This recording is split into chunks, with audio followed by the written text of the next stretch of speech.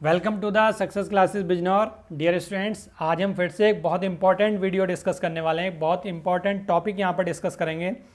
मैं आज आपके लिए एक मॉडल पेपर लेके आया हूँ जो बिल्कुल आपका जो एग्ज़ाम का फॉर्मेट है, जो एग्ज़ाम का पैटर्न है, यानी कि जो आपका एग्ज़ाम पेपर कल आने वाला है बिल्कुल उसी फॉर्मेट में होगा। यानी कि अब आज जो मैं बात करने वाला हूँ, इलेक्ट्रॉनिक्स इंजीनियरिंग सब्जेक्ट है हमारा। एक सेकेंड ईयर के स्टूडेंट जिसको पढ़ते हैं सेकेंड ईयर के लिए इलेक्ट्रॉनिक्स, जिसका कोड है KOE038।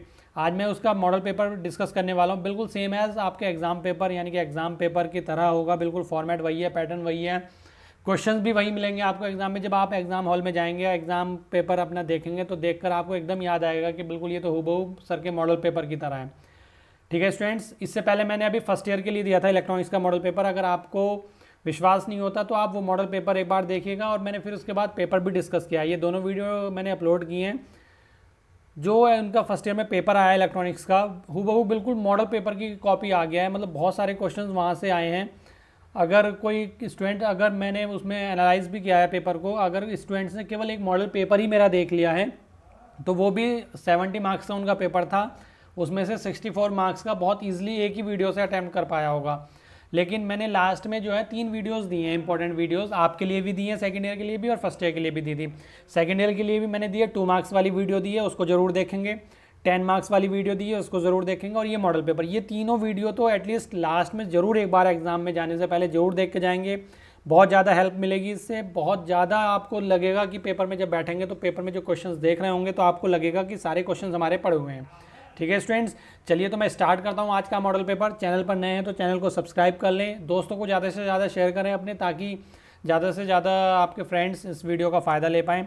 मैं बार बार बोल रहा हूँ, एग्ज़ाम हॉल में जब आप बैठेंगे पेपर देखेंगे तो आपको ये मॉडल पेपर देखने के बाद एग्ज़ाम हॉल में जो पेपर होगा उसको देख के ये लगेगा कि बिल्कुल ईजी पेपर आया है। ठीक है ना। कुछ चीज़ें मैं आपको बताना चाहूँगा। क्या करेंगे, एक तो रिलैक्स होके बिल्कुल एकदम आराम से बैठ के एग्ज़ाम पेपर को सॉल्व करेंगे। और दूसरा चीज़ ये ध्यान रखेंगे, मैं बता रहा हूँ कि पेपर जो है थोड़ा सा लेंदी आता है, तो उतना ही आंसर दें जितने मार्क्स में क्वेश्चन पूछा गया। अगर 2 मार्क्स का क्वेश्चन है तो उसे ज़्यादा लेंदी करने की कोशिश ना करें। 2 मार्क्स का क्वेश्चन है तो उसको 2 मार्क्स के अकॉर्डिंग अटैम्प्ट करें। 10 मार्क्स का क्वेश्चन है तो उसको 10 मार्क्स के अकॉर्डिंग अटैम्प्ट करें। अगर 10 मार्क्स में भी क्या होता है, पार्ट्स में क्वेश्चन दे देता है 5 मार्क्स का, और 5 मार्क्स से 2 क्वेश्चन दे देगा 10 मार्क्स के लिए। तो अगर 5 मार्क्स का क्वेश्चन है तो उसी के अकॉर्डिंग उसको अटैम्प्ट करें, ज़्यादा डिटेल में करने की कोशिश ना करें। और जो लॉन्ग क्वेश्चन है उसको आराम से डिटेल में एक्सप्लेन करें। ठीक है, क्योंकि पेपर लेंदी आता है। बहुत सारे स्टूडेंट्स का यही शिकायत होती है, कंप्लेन होती है कि क्वेश्चन पेपर छूट गया है, आता हुआ क्वेश्चन पेपर छूट जाता है। ठीक है, मैं ये अपने एक्सपीरियंस के अकॉर्डिंग आपको बता रहा हूँ। लगभग 10 ईयर्स से ज़्यादा का मुझको एक्सपीरियंस है टीचिंग का। तो मैंने अभी तक जो फेस किया है स्टूडेंट्स के लिए वो यही है कि पेपर तो ईजी आता है, और क्या होता है कि एग्ज़ाम जब हॉल में बैठते हैं तो पेपर को जो हम लिखना स्टार्ट करते हैं तो जो हमें क्वेश्चंस आते हैं उनको हम लिखते चले जाते हैं। और हम ये ध्यान नहीं देते कितने मार्क्स का क्वेश्चन है, उसको बहुत लेंदी एक्सप्लेन कर देते हैं, और पेपर भी लेंदी होता है तो उससे हमारा आता हुआ क्वेश्चन भी छूट जाता है।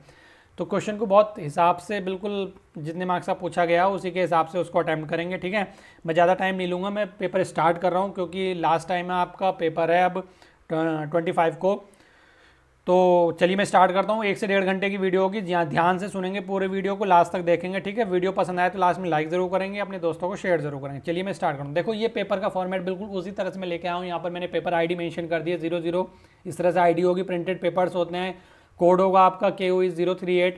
ठीक है ना, थर्ड सेमेस्टर के लिए है, 2022-23 के लिए। बिल्कुल इसी फॉर्मेट में लाऊँ, इसी फॉर्मेट में आपको आपका क्वेश्चन पेपर मिलेगा। ठीक है ना, 100 मार्क्स का क्वेश्चन पेपर होगा। उसमें सेक्शन A होगा, सेक्शन B होगा, सेक्शन C होगा। सेक्शन A में 10 क्वेश्चन होंगे जो 2 मार्क्स के होंगे, यानी कि टोटल में आकर 20 मार्क्स के क्वेश्चन होंगे। यहाँ पर ये क्वेश्चन है, वीडियो पॉज करके क्वेश्चन देख लीजिए एक बार। मैं आगे चल रहा हूँ क्योंकि मैं जब आगे सॉल्व कराऊंगा तो 1 बाय 1 क्वेश्चन यहाँ से लेके वहाँ पर एक एक करके सॉल्व कराता हुआ चलूँगा। ठीक है स्टूडेंट, पहला अल्फा बीटा में रिलेशन है, फिर एक ओपैम्प से न्यूमेरिकल है छोटा सा 2 मार्क्स का, फिर एडवांटेजेस है डिजिटल इंस्ट्रूमेंट्स की, फिर डिफरेंस एवलांच और जेनर ब्रेकडाउन में है, फिर आइडियल ओपैम्प की कैरेक्टरिस्टिक्स है, रिपल फैक्टर है, फिर PN जंक्शन डायोड की कैरेक्टरिस्टिक्स है, BJT को करंट कंट्रोल डिवाइस क्यों कहते हैं, डोपिंग क्या होता है, हमारा नीड क्या है उसकी, और एक हमारा CRO में जो एक न्यूमेरिकल बनता है लिसेजियस पैटर्न पे, वो न्यूमेरिकल है यहाँ पर। ये 2 मार्क्स में मैंने लिए हैं। सेक्शन B की अगर मैं बात करूँ तो सेक्शन B में तुम्हारे टोटल 5 क्वेश्चन आएंगे, जिसमें से 3 क्वेश्चन आपको अटैम्प्ट करने होंगे, 10 मार्क्स के होंगे, यानी कि 30 मार्क्स का सेक्शन B हो जाता है। एक क्लीपर या क्लैम्पर से 100% न्यूमेरिकल आता है, तो मैंने यहाँ पर क्लीपर का न्यूमेरिकल मेंशन कर लिया है। ठीक है। फिर एक depletion layer, depletion type N यानी कि एन मॉसफेट है, डिप्लीशन टाइप एन मतलब एन चैनल की मैं यहाँ पर बात कर रहा हूँ। मॉसफेट से एक थ्योरी का क्वेश्चन स्ट्रक्चर का और उसका वर्किंग का जरूर बनेगा, 100% बनेगा। फिर उसके बाद हमारा full wave bridge rectifier, maximum time पूछा जाने वाला क्वेश्चन है। फिर एक और ओपैम्प पे न्यूमेरिकल है।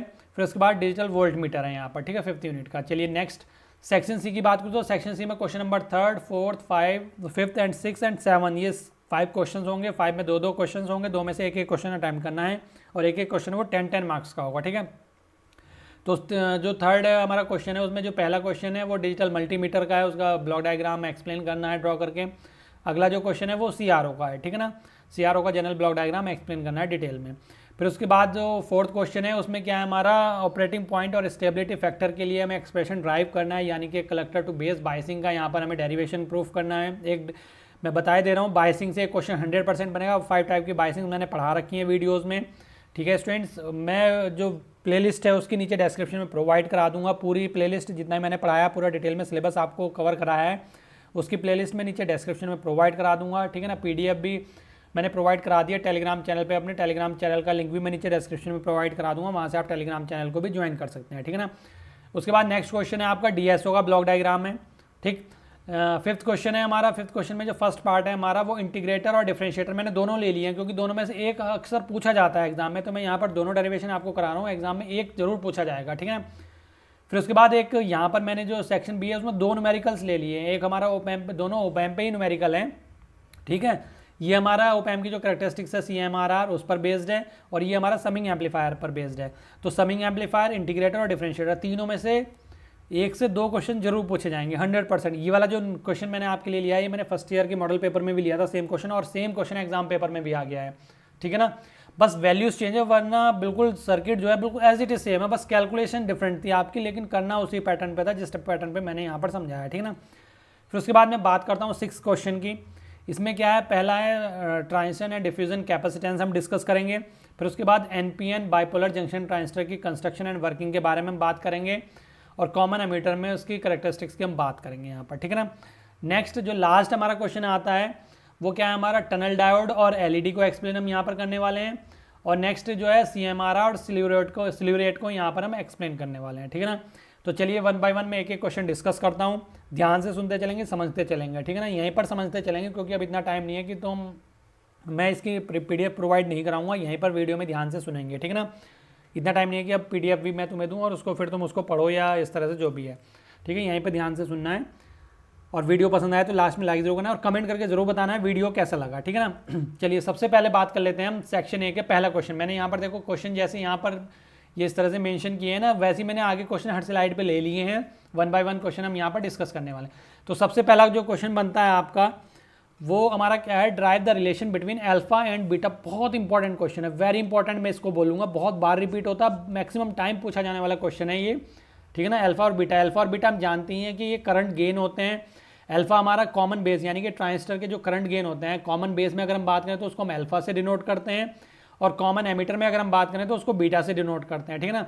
और हमें ये पता ही है कि जो अल्फा होता है हमारा कॉमन बेस का करंट गेन वो कितना होता है, IC/I। ये फॉर्मूले मैंने वीडियोस में बताए हैं, बहुत ईजी है याद करने का, इनको रटने की कोशिश नहीं करेंगे। मैं हर बार यही बोलता हूँ स्टूडेंट से कि कुछ रटा मत करो, रटने की कोशिश ना करके समझने की कोशिश करा करो, ठीक है ना। तो ये फॉर्मूले कैसे याद होंगे, ये कैसे आया है फॉर्मूला, उसका मैंने समझाया है बहुत अच्छे से। वीडियोस मैं पूरी प्लेलिस्ट नीचे डिस्क्रिप्शन में प्रोवाइड करा दूंगा, लिंक उसका। प्लेलिस्ट ओपन करना, आप ओपन करके उसमें सारी वीडियोस आपको मिल जाएंगी यूनिट वाइज, ठीक है। उसके बाद बीटा हमारा कॉमन एमीटर का होता है, ये IC/I होता है, ये कलेक्टर करंट है, ये बेस करंट है, ठीक है ना।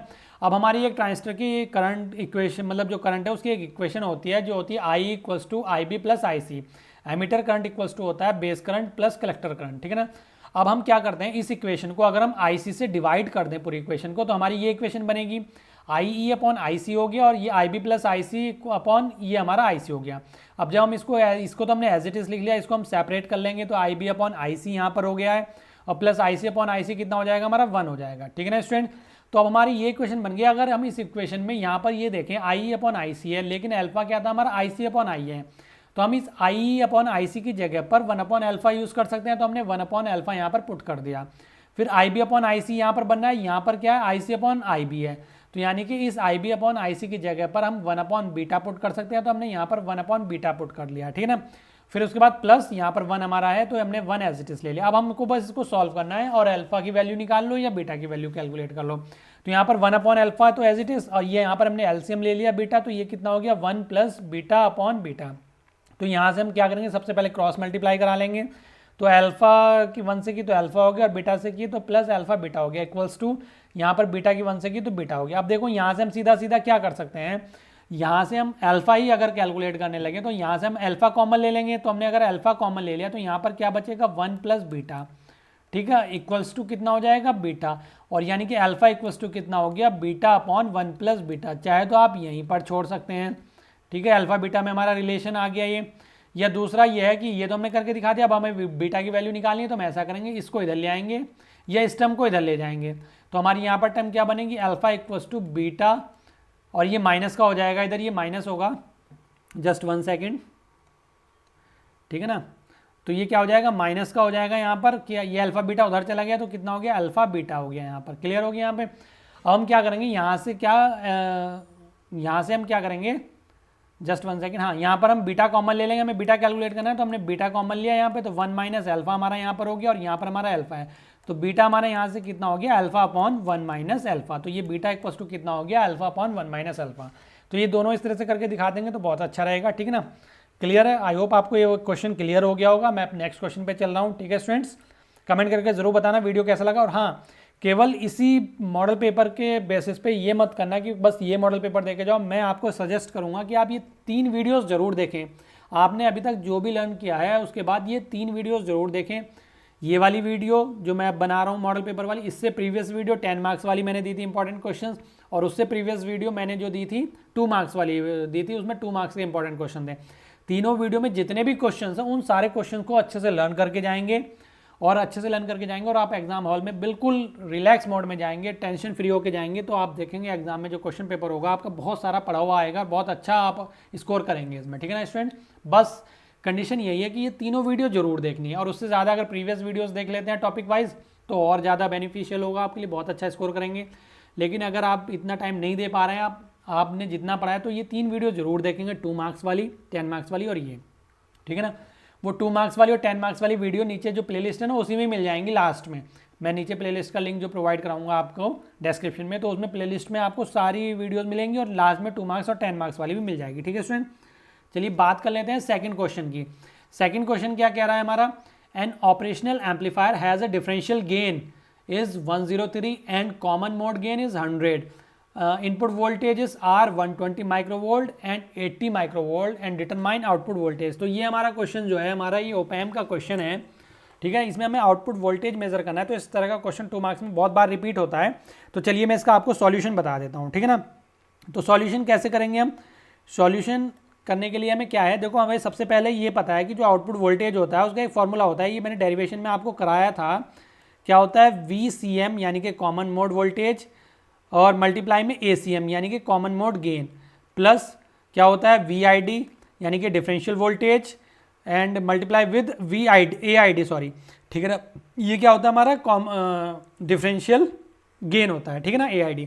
अब हमें क्या क्या दिया हुआ है, गिवन क्या क्या है हमें क्वेश्चन में, गिवन है हमें, एक तो दिया हुआ है हमें डिफरेंशियल गेन दिया हुआ है और कॉमन मोड गेन दिया हुआ है। तो डिफरेंशियल गेन यानी कि AID कितना दिया हुआ है 103, ठीक है, और दूसरा में क्या दिया हुआ है ACM दिया हुआ है क्वेश्चन में, तो वो कितना दिया हुआ है 100 दिया हुआ है, यहाँ पर ये 100 है कॉमन मोड के लिए। वोल्टेजेस जो है ये क्या है V1 है और ये क्या है V2 है। तो V1 क्या दिया हुआ है हमें 120 माइक्रोवोल्ट, ठीक है, और V2 कितना दिया हुआ है हमें, क्वेश्चन को ध्यान से समझते चलेंगे बिल्कुल, 80 माइक्रोवोल्ट, ठीक है ना। अगर आपने अभी तक नहीं समझाया तो इसको ध्यान से समझ लीजिए बिल्कुल, ठीक है, मैं बिल्कुल समझा रहा हूँ डिटेल में अच्छे से, ठीक है। अब हमें क्या करना है, यहाँ पर हमारा जो फॉर्मूला है, हमारे पास ACM भी है, ACM है, ठीक है, दिया हुआ है, हमारे पास AID भी है, लेकिन हमारे पास VCM और VID नहीं है। तो सबसे पहले हम कैलकुलेट करेंगे VCM। तो VCM जो कॉमन मोड वोल्टेज होता है वो कितना होता है, जो वोल्टेजेस होते हैं हमारे उनका एवरेज होता है, यानी कि V1 प्लस V2 अपॉन 2 यहाँ पर सीधा सीधा हो जाता है। तो V1 कितना है 120 है, प्लस V2 कितना है 80 है, और ये माइक्रो वोल्ट में है, तो माइक्रो में है इन दोनों, तो मैं इसलिए यहाँ पर इंटू 10⁻⁻6 नहीं कर रहा हूँ, इसी से हमारा आ जाएगा माइक्रो वोल्ट में आंसर सीधा सीधा। 2 से डिवाइड कर देंगे तो कितना हो गया यहाँ पर, ये 120 प्लस 80, 120 है ना, 120 103 है, अच्छा एक सेकेंड, 120 और 80, हाँ ठीक है। तो यहाँ पर ये कितना कितना हो गया हमारा, ये 200 हो गया यहाँ पर, अपॉन में यहाँ पर 2 हो गया। तो यानी कि जो VCM आया हमारा वो कितना आ गया, सीधा सीधा 100 volt, micro volt, sorry micro volt हमारा 100 माइक्रो वोल्ट यहाँ पर सीधा सीधा आ चुका है हमारा। ये क्या हमने कैलकुलेट किया है अभी तक, VCM हमने ये कैलकुलेट किया है, ठीक है ना स्टूडेंट्स, ठीक है 120 80, ठीक है। नेक्स्ट मैं बात कर लेता हूँ VID की, ठीक है स्टूडेंट। कैलकुलेशन में अगर कुछ मिस्टेक हो जाती है तो उसको इग्नोर करेंगे, लेकिन कॉन्सेप्ट जो है, पैटर्न जो है, तरीका जो है, प्रोसेस जो है, उसको ध्यान रखेंगे, उसको समझेंगे, ठीक है ना। नेक्स्ट क्या है, अब हमें VID कैलकुलेट करना है। तो VID जो होता है V1 माइनस V2 होता है डिफरेंशियल वोल्टेज। तो V1 कितना है 120 माइनस 80, तो यहाँ से सीधा सीधा कितना बच जाएगा हमारा 40 बच जाएगा। और ये क्या हो गया माइक्रो वोल्ट। ये माइक्रो वोल्ट क्यों, क्योंकि ये माइक्रो वोल्ट में है और मैंने यहाँ पर मेंशन नहीं किया हुआ है, ठीक है ना। तो हमारा ये आ गया। अब हम ये सारी वैल्यूज़ जो हैं अपने इस फॉर्मूले में पुट करेंगे और सॉल्व कर लेंगे। तो VCM सबसे पहले क्या है, VCM कितना है 100 है, तो 100 हमने एज इट इज लिख लिया। माइक्रो वोल्ट में यूज़ नहीं कर रहा हूँ क्योंकि दोनों में माइक्रो वोल्ट है, ये भी और ये भी माइक्रो वोल्ट में है, तो कोई प्रॉब्लम नहीं है, कॉमन हो जाएगा फिर भी, तो इसलिए हम इसको माइक्रो वोल्ट में ही आउटपुट वोल्टेज भी लिख लेंगे, ठीक है। और मल्टीप्लाई ACM कितना है 100 है, तो यहाँ पर भी ये क्या हो गया हमारा 100 हो गया, ठीक है ना। कहीं मैंने गलती तो नहीं कर दी, इस चीज़ को चेक कर लेंगे कैलकुलेशन में, ठीक है ना। कैलकुलेशन पे नहीं जाएंगे बिल्कुल भी। अब ये हो गया हमारा प्लस। नेक्स्ट क्या है VID कितना आया हमारा 40, तो हमने ये 40 एज इट इज़ लिख लिया। और मल्टीप्लाई में क्या है AID कितना है हमारे पास, AID हमारे पास 103 है, तो हमने 103 लिख लिया, ठीक है। तो ये कितना हो गया 100 और मल्टीप्लाई 100 करेंगे तो ये हमारा सीधा सीधा 10,000 हो जाएगा प्लस। और इसको जब मल्टीप्लाई करेंगे तो हम कितना होगा 0, 4 3 जा 12 और 1 और 4 1 जा 4, यानी कि 4120। तो यहाँ पर जब हम इसको ऐड करेंगे सीधा सीधा तो 0, फिर ये 2 हो जाएगा हमारा, यहाँ पर ये कितना हो जाएगा 1 हो जाएगा, 4 हो जाएगा और यहाँ पर ये 1 हो जाएगा, ठीक है। तो 14120 माइक्रो वोल्ट ये हमारा क्या आ गया है, आउटपुट वोल्टेज आ गया है। इसको इस तरह से लिख देंगे या थोड़ा सा और मॉडिफाई करके लिख देंगे, क्या कि ये 10⁻⁻6 होता है, इसको इधर शिफ्ट कर लेंगे 1 2 3, यानी कि हम सीधा सीधा इसको ये भी लिख सकते हैं 14.12 मिली वोल्ट, ठीक है ना। ये कैसे किया, कुछ स्टूडेंट समझ गए होंगे लेकिन कुछ नहीं समझे होंगे। 10 माइक्रो में क्या होता है 10⁻⁻6 होती है, तो मैंने क्या किया ये 0 6 जो है इसको शिफ्ट कर दिया 3 इधर पॉइंट को 1 2 3, तो यहाँ पर अब क्या रहेगी 10⁻³ रह गई, ठीक है ना। ये इस तरह से 10⁻³ रह गई, तो इसलिए इसको मैंने मिली वोल्ट लिख दिया। तो ये फाइनल आपका आंसर हो जाएगा 14.12 मिली वोल्ट, यहाँ पर ये आपका फाइनल आउटपुट वोल्टेज यहाँ पर आंसर हो जाएगा, ठीक है ना स्टूडेंट। चलिए मैं नेक्स्ट क्वेश्चन पे चलता हूँ। नेक्स्ट क्वेश्चन भी इंपॉर्टेंट है एग्जाम के पॉइंट ऑफ व्यू से, बहुत बार पूछा जाता है एग्जाम में, हो सकता है इस बार भी आ जाए, ठीक है, मुझे लग रहा है ये क्वेश्चन आएगा। Give the advantages of digital instrument over analogue instrument, यानी कि एनालॉग इंस्ट्रूमेंट के ओवर में हमें देखना है डिजिटल इंस्ट्रूमेंट की क्या क्या एडवांटेजेस हैं, ठीक है ना। तो यहाँ पर मैंने एनालॉग इंस्ट्रूमेंट लिखा है, यहाँ पर मैंने डिजिटल इंस्ट्रूमेंट लिखा है, इनको 1 बाय 1 पढ़ लेते हैं जल्दी जल्दी। The instrument which gives output that varies continuously as quantity to be measured is known as analog instrument, ठीक है ना। यानी कि अगर हमारा जो भी आउटपुट है वो कंटिन्यूसली वैरी कर रहा है, ठीक है ना, और हम उसको मतलब कंटिन्यूसली वैरी कर रहा है और हम उसको मेज़र कर रहे हैं, तो वो हमारा एनालॉग इंस्ट्रूमेंट कहलाता है। लेकिन अगर हम बात करें डिजिटल की तो उसमें क्या होता है डिस्क्रीट इन नेचर होता है, यानी कि डिस्क्रीट स्टेप्स होते हैं इस तरह से ये हमारा सिग्नल होता है ना, इस तरह से फिर माइनस में इस तरह से हो जाएगा ये, ठीक है ना। और इस तरह से ये यहाँ पर ये हमारा क्या है इस तरह से ये वेव फॉर्म है, ठीक है, इस तरह से। और डिजिटल ये एनालॉग का क्या हो जाता है ये वाला इस तरह से, ठीक है। नेक्स्ट हम बात करें जो एक्यूरेसी की, अगर बात करें हम तो जो हमारा एनालॉग इंस्ट्रूमेंट होते हैं उनकी एक्यूरेसी जो है वो लेस होती है, यानी कि कम होती है as compare to digital instrument. तो लेकिन अगर हम डिजिटल इंस्ट्रूमेंट को हम एडवांटेजेस बता रहे हैं तो क्या लिखेंगे, the accuracy of digital instrument is more as compare to analogue instrument. हमें यहाँ पर इसने एडवांटेजेस पूछे, तो इस क्वेश्चन को अटेम्प्ट कैसे करेंगे, ये तो मैंने आपको यहाँ पर डिफरेंस बता दिया। अगर डिफरेंस पूछता है तो ये बिल्कुल एज इट इज टेबल बना देंगे, लेकिन अगर ये एज ए एडवांटेजेस पूछ रहा है तो आपको बस इसी की लाइन लिखनी है, ये वाली, जैसे ये वाली लिखेंगे, हमें एडवांटेजेस बतानी है डिजिटल की केवल।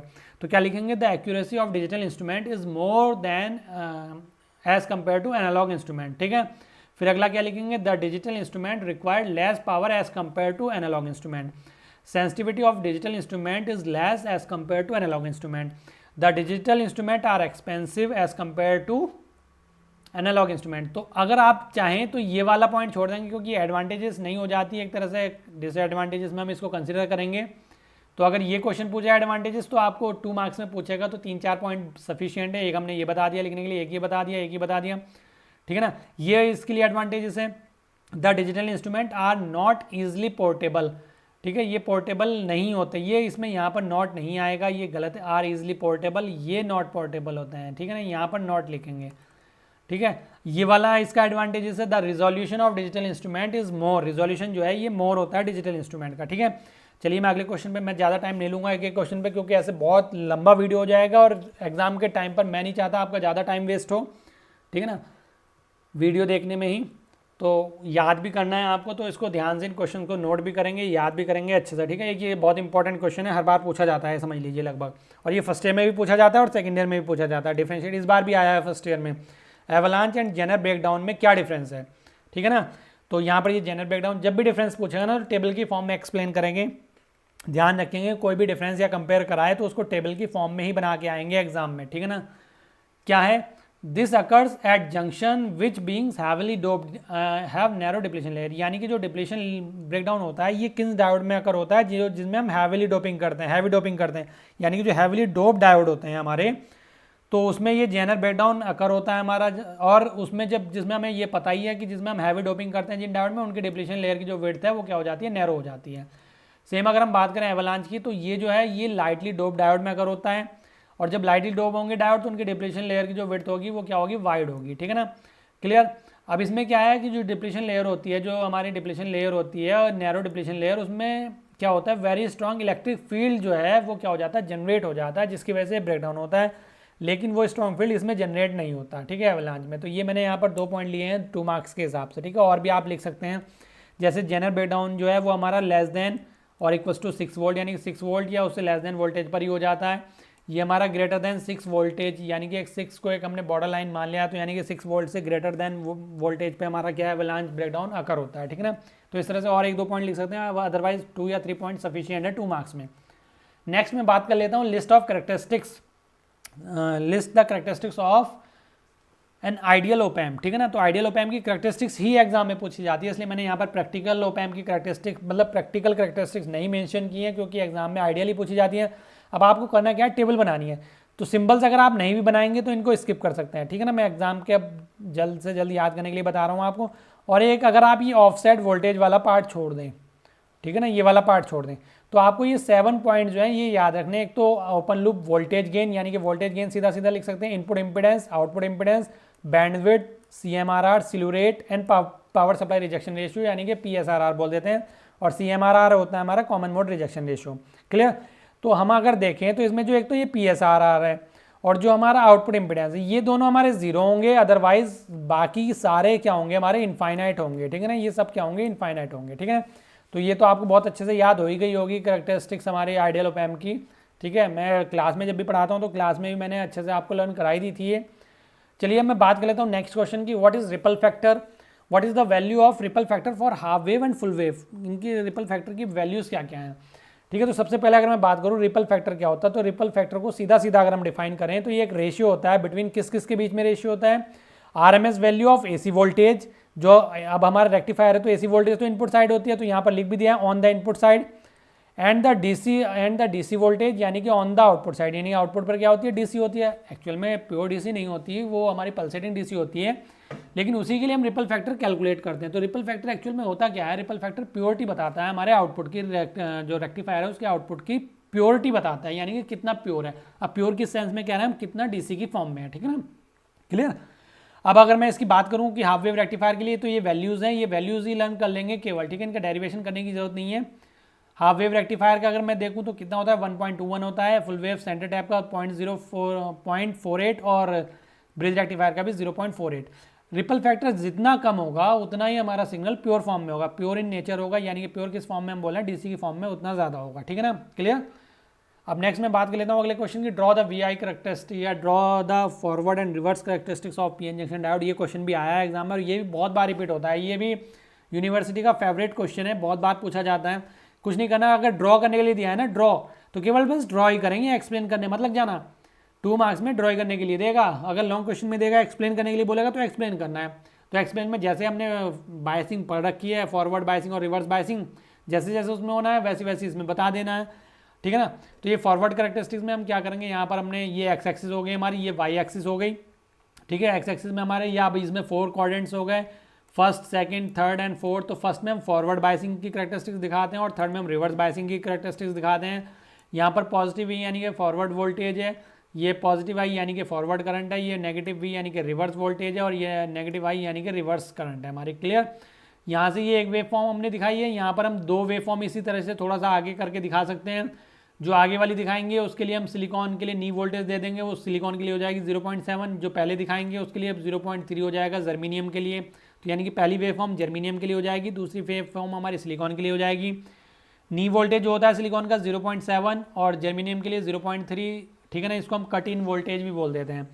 अब बात करते हैं रिवर्स बायसिंग। तो रिवर्स बायसिंग में स्टार्टिंग में जो माइनर करंट फ्लो होता है वो हल्का सा यहाँ पर हम शो करेंगे और फिर कुछ टाइम के बाद हम उसको क्या करते हैं, बहुत शार्प करंट वहाँ पर दिखा देंगे। तो वहाँ पर जो वोल्टेज होगा जहाँ पर ये शार्प करंट फ्लो होगा उसको हम रिवर्स ब्रेकडाउन वोल्टेज बोल देंगे। ठीक है स्टूडेंट, मैं ये कह रहा हूँ ये करैक्टरिस्टिक्स बार बार बना के प्रैक्टिस कर लेंगे। मैंने बहुत बार देखा है कि स्टूडेंट्स प्रैक्टिस करते हैं, बनाते भी हैं, लेकिन जब बनाते हैं एग्जाम में या कहीं पर मैं बनवा के देखता हूँ तो स्टूडेंट्स क्या करते हैं, उसको सही से प्रॉपर नहीं बना पाते। तो प्रॉपर बनाना है, अच्छे से बनाना है, 2 मार्क्स फुल मिलेंगे। क्या है, कुछ स्टूडेंट इस तरह से कर देंगे, कुछ स्टूडेंट इस तरह से कर देंगे, मतलब बनाने का थोड़ा सा एक तरीका होता है, तो उसी पैटर्न पे बनाएंगे। ठीक है ना, थोड़ा सा प्रैक्टिस कर लेंगे अच्छे से। नेक्स्ट मैं क्वेश्चन की बात करता हूँ, why BJT is called current control device. ठीक है ना, तो ये मैंने क्लास में भी बहुत अच्छे से समझाया है, जो प्रीवियस क्लासेस यानी कि वीडियोस ली हैं मैंने, तो उसमें बहुत अच्छे से बताया है। मैंने ये भी बताया कि बीजेटी को हम करंट कंट्रोल डिवाइस क्यों कहते हैं। दूसरा मैंने ये भी बताया कि एफईटी को हम वोल्टेज कंट्रोल डिवाइस क्यों कहते हैं। तो दोनों में आंसर सेम ही है कि मैं यहाँ पर आंसर बोल रहा हूँ, आप ध्यान से सुनेंगे। पहले मैं बीजेटी के लिए बोल रहा हूँ, बीजेटी को करंट कंट्रोल डिवाइस क्यों कहते हैं। तो बीजेटी को करंट कंट्रोल डिवाइस इसलिए कहते हैं क्योंकि जो इसकी आउटपुट करैक्टरिस्टिक्स होती है, बीजेटी की जो आउटपुट करैक्टरिस्टिक्स होती है वो इनपुट करंट से कंट्रोल होती है।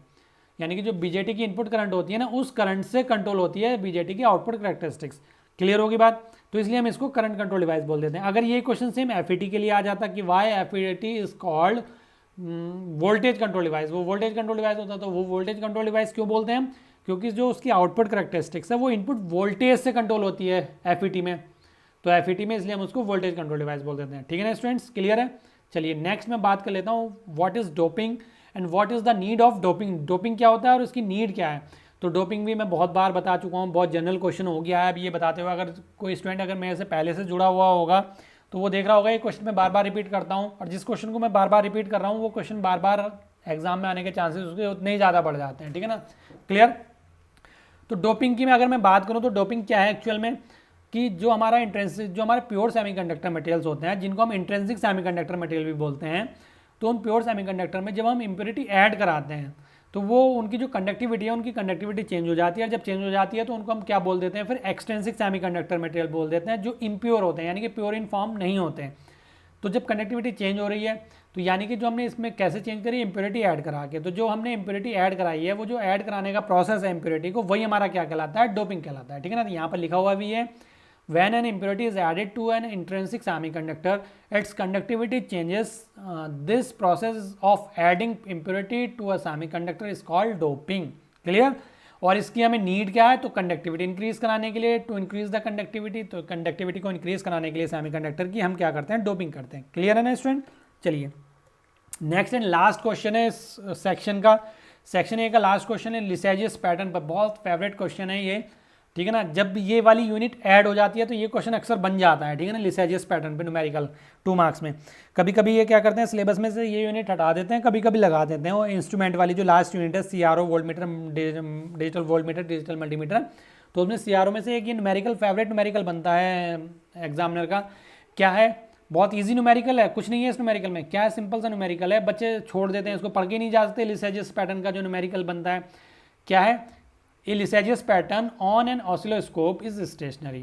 ठीक है, लिसाजियस पैटर्न जो है वो स्टेशनरी है। ऑसिलोस्कोप की स्क्रीन पे जो दिखाई देते हैं शेप्स हमें, उसे हम बोलते हैं जैसे इस तरह के होते हैं, ये इस तरह के पैटर्न जो होते हैं ना, ये लिसाजियस पैटर्न कहलाते हैं इस तरह से। ठीक है, अब होता क्या है इसमें, इसमें क्या बताया इसने, 4 तो हॉरिजॉन्टल एंड 3 वर्टिकल टेंजेंट्स है इसमें।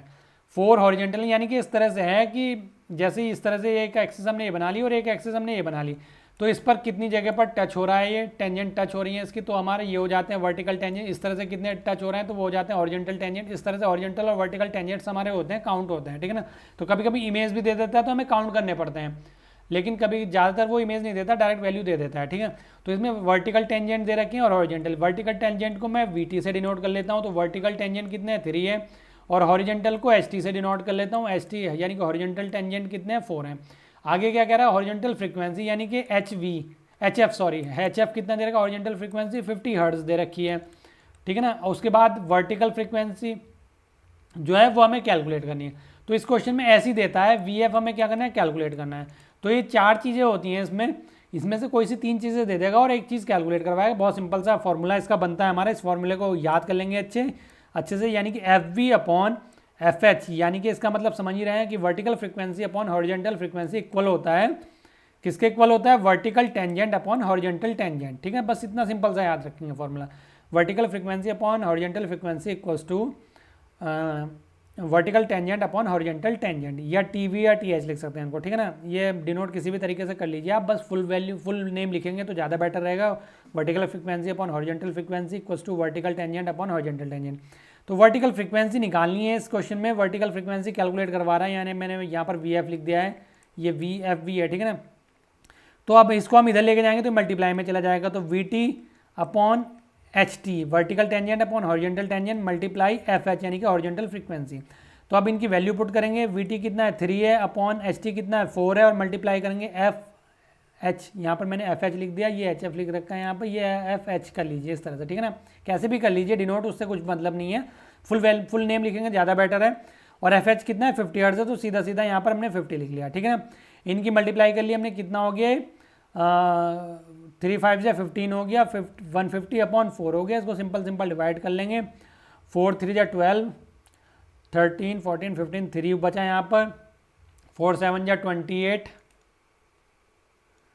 2 बचा, और 4 5 जा 20, यानी कि 37.5 यहाँ पर आंसर आ जाएगा, ठीक है। तो ये वर्टिकल फ्रीक्वेंसी कितनी हो गई 37.5 हर्ट्ज, यहाँ पर इसकी क्या होगी, वर्टिकल फ्रीक्वेंसी होगी। तो बस इस तरह से सिंपल से क्वेश्चन को हम यहाँ पर कैलकुलेट कर लेंगे, ठीक है। स्टूडेंट सेक्शन ये आपका कंप्लीट हो चुका है। वीडियो पसंद आ रहा है तो जरूर लाइक करें और कमेंट करके जरूर बताएं वीडियो कैसा लग रहा है, ठीक है ना। और चैनल अगर सब्सक्राइब नहीं किया तो चैनल को जरूर सब्सक्राइब कर लें और अपने दोस्तों को ज़्यादा से ज़्यादा शेयर भी करें, ठीक है।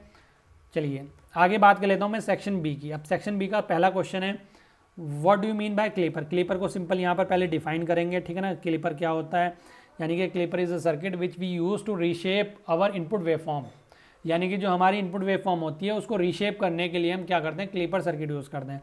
अब उसमें रीशेप में करते क्या है क्लिपर से हम, यानी कि जब हमें पॉजिटिव हाफ में या तो हम पॉजिटिव हाफ साइकिल रिमूव कर देते हैं या नेगेटिव हाफ साइकिल रिमूव कर देते हैं, या कुछ पार्ट हम पॉजिटिव का कर देते हैं, कुछ पार्ट नेगेटिव का कर देते हैं। तो इस तरह से हम क्या करते हैं, रीशेप करते हैं अपनी वेव फॉर्म को क्लिपर की हेल्प से। तो देखो ये सर्किट दिया हुआ है, अब इस न्यूमेरिकल को अगर हम करें तो ये इनपुट वेव फॉर्म है। तो इनपुट वेव फॉर्म में हम क्या करते हैं, मैंने बहुत बार ये क्वेश्चन बता दिया है आपको, लेकिन क्लिपर से बनता है न्यूमेरिकल हर बार एक, तो मेरा इसलिए बार बार मैं बताता हूँ इस क्वेश्चन को।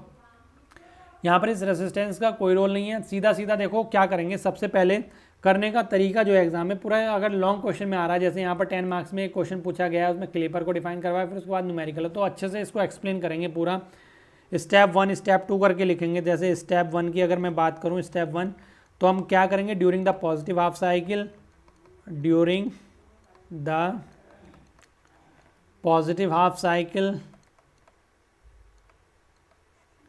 ठीक है ना। पॉजिटिव हाफ साइकिल में हम क्या लेंगे, बस पॉजिटिव हाफ साइकिल ले लेंगे, यानी कि इनपुट पर हम क्या करेंगे, पॉजिटिव हाफ साइकिल अप्लाई कर देंगे इस तरह से। ये देखो 10 वोल्ट दे रखा है, तो यानी कि इसका जो पीक वोल्टेज है वो 10 वोल्ट है, ये 0 हो गया, ये यहाँ क्या है हमारा V इनपुट है। अब ये हम इस पर अप्लाई करेंगे, तो जब हम पॉजिटिव हाफ साइकिल अप्लाई करते हैं तो देखो यहाँ पर पॉजिटिव हाफ साइकिल में यहाँ पॉजिटिव होगा और यहाँ पर पॉजिटिव होगा। ये सर्किट में ड्रॉ नहीं करा है, इस सर्किट को फिर से यहाँ पर ड्रॉ करना है आपको, ठीक है ना। मैं यहीं पर समझा दे रहा हूँ वरना बहुत टाइम लग जाएगा, वीडियो बहुत लेंथी हो जाएगा। अब जब पॉजिटिव हाफ साइकिल हम अप्लाई करते हैं तो इस टर्मिनल पे पॉजिटिव, इस पे पॉजिटिव, और यहाँ पर क्या हो जाएगा हमारा नेगेटिव हो जाएगा। तो अगर हम ये देखें तो जो हमारा ये जो डायोड है इसका एनोड पार्ट पॉजिटिव से कनेक्ट होता है और नेगेटिव कैथोड पार्ट नेगेटिव से कनेक्ट होता है, तो फॉरवर्ड बायस होता है। लेकिन यहाँ पर एक बैटरी भी हमने यूज़ की जिसका पॉजिटिव इधर है, इधर नेगेटिव है। ऐसे यहाँ पर बैटरी है, इधर नेगेटिव है, इधर पॉजिटिव है, ठीक है ना। तो देखो इधर पॉजिटिव है तो ये डायोड इसकी वजह से रिवर्स रहेगा, और इधर नेगेटिव है तो इधर भी हमारे साथ पोटेंशियल चाहे बैटरी का ज़्यादा हो या इनपुट का ज़्यादा हो, दोनों ही केस में डायोड जो है हमारा वो क्या रहने वाला है, रिवर्स रहना है। और रिवर्स में क्या रहता है, ओपन सर्किट रहता है इस तरह से। तो ये वाला सर्किट जो है ना ओपन हो जाएगा, ये वाला यहाँ से क्या हो जाएगा, रिमूव हो जाएगा। बस हमारे पास जो सर्किट बचेगा वो इतना सर्किट बचेगा। अब ये भी क्या होगा, अब देखो ये तो डीसी है, डीसी तो कांस्टेंट वैल्यू मिलती है हमें 5.3 वोल्ट मिलेगी, और ये साथ में ने डायोड भी सिलिकॉन का दे दिया, तो सिलिकॉन का होने की वजह से 0.7 वोल्टेज ड्रॉप होगा यहाँ पर। अब देखो एक चीज़ ध्यान रखेंगे, ये जो कॉम्बिनेशन होता है हमारा, अगर ये साइन डिफरेंट का कॉम्बिनेशन होता है तो ये वोल्टेज हमारी ऐड होती हैं। अगर ये डायोड अपवर्ड होता तो जब ये डायोड फॉरवर्ड होता तो ये दोनों क्या होती, सब्ट्रैक्ट होती। यानी कि जो एनोड पार्ट है इसको हम पॉजिटिव टर्मिनल से कंसिडर करते हैं, कैथोड को नेगेटिव से। तो अब ये नेगेटिव पॉजिटिव डिफरेंट है यहाँ पर टर्मिनल्स, तो ये क्या होंगी, वोल्टेज ऐड होंगी। तो 5.3 प्लस 0.7, तो यहाँ पर टोटल वोल्टेज कितनी बन जाएगी, 6 वोल्ट बन जाएगी। तो जब इनपुट वोल्टेज हमारी मिनिमम 6 वोल्ट होगी तब जाके डायोड हमारा क्या होगा, फॉरवर्ड बायसिंग में वर्क करेगा। और जब तक 6 वोल्ट नहीं होगी तब तक ये रिवर्स में रहेगा, और रिवर्स में रहेगा तो ये भी ओपन रहेगा इस तरह से। और जब ओपन रहेगा तो जो इनपुट पे अप्लाई कर रहे हैं वही हमें एज इट इज़ ऐसे आउटपुट पे मिल जाएगा। तो अगर मैं इसकी अब वेव फॉर्म बनाने की कोशिश करूँ तो सपोज करो यहाँ पर ये क्या है, ये 6 वोल्ट है, तो मैंने मान लिया ये 6 वोल्ट है यहाँ पर, और ये यहाँ पर क्या है, 10 वोल्ट है। ठीक है, ये 10 वोल्ट है, तो ये 6 वोल्ट तक तो एज इट इज़ हमें मिल जाएगा इनपुट। फिर उसके बाद जैसे 6 वोल्ट होगा तो ये क्या होगा, हमारा फॉरवर्ड बायस हो जाएगा। और जब फॉरवर्ड बायस होगा तो इसके अक्रॉस वोल्टेज ड्रॉप हमें कितना मिलेगा, बस 6 ही वोल्टेज मिलता रहेगा, चाहे हम इनपुट पे कितना ही वोल्टेज अप्लाई करा दें। तो जब तक ये फिर से ये देखो यहाँ से 6 से फिर ऊपर 10 तक जाएगा, फिर 10 से जब तक 6 पे नहीं आ जाता फिर से, तो ये क्या रहेगा, 6 वोल्ट पे फिक्स हो जाएगा। अब ये 6 वोल्ट मिल रहा है हमें, अब ये 6 वोल्ट मिल रहा है, तो अब उसके बाद जैसे ये डाउन होगा तो फिर से रिवर्स बायसिंग में चला जाएगा, और रिवर्स बायसिंग में जाएगा तो फिर से हमें इनपुट की तरह एज इट इज़ आउटपुट मिल जाएगा। तो ये तो पॉजिटिव हाफ साइकिल की बात हो गई। अगर मैं बात करूँ नेगेटिव हाफ साइकिल की, ये डायग्राम थोड़ा सा तिरछा बन गया, इसको थोड़ा सा मैनेज करेंगे। नेगेटिव हाफ साइकिल में इस तरह से ये भी कितना दिया हुआ है, -10 दिया हुआ है। ठीक है, ये 0 हो गया, ये इनपुट हो गया। अब हम क्या लिखेंगे, step 2 during the negative half cycle. ठीक है, अब नेगेटिव हाफ साइकिल में जब हम आउटपुट ड्रॉ करेंगे तो यहाँ पर भी हम मेंशन कर लेंगे, कितना वोल्टेज मेंशन कर लेंगे देख लेते हैं। अच्छा, नेगेटिव हाफ साइकिल में अब क्या होगा, ये नेगेटिव होगा टर्मिनल, यहाँ पर ये पॉजिटिव हो जाएंगे। अब जो कंडीशन इसके साथ बनी थी अब इसके साथ बनेगी, तो ये परमानेंटली रिवर्स बायसिंग में वर्क करेगा। रिवर्स बायसिंग में होगा तो ओपन सर्किट की तरफ वर्क करेगा इस तरह से परमानेंटली पूरी होल नेगेटिव हाफ साइकिल के लिए। तो इस सर्किट का कोई रोल नहीं रहेगा, अब जो रहेगा इसका रहेगा। अब देखो यहाँ पर पोटेंशियल देखो, यहाँ पर ये पॉजिटिव और ये नेगेटिव है, यानी कि डिफरेंट साइन हो गए, तो फिर से क्या होंगे, ये ऐड होंगी वोल्टेज। तो यहाँ पर 7.3 है और यहाँ पर सिलिकॉन के लिए कितना हो जाता है, 0.3, वो 0.7 हो जाता है। तो 7.3 और 0.7 टोटल कितना हो गया, 8 वोल्ट। अब ये इनपुट जब तक 8 वोल्ट नहीं होगा, जब तक ये डायोड रिवर्स बायसिंग में रहेगा, और रिवर्स में रहेगा तो ओपन रहेगा। जब ओपन रहेगा तो हमारा एज इट इज आउटपुट मिलेगा जो इनपुट पर है।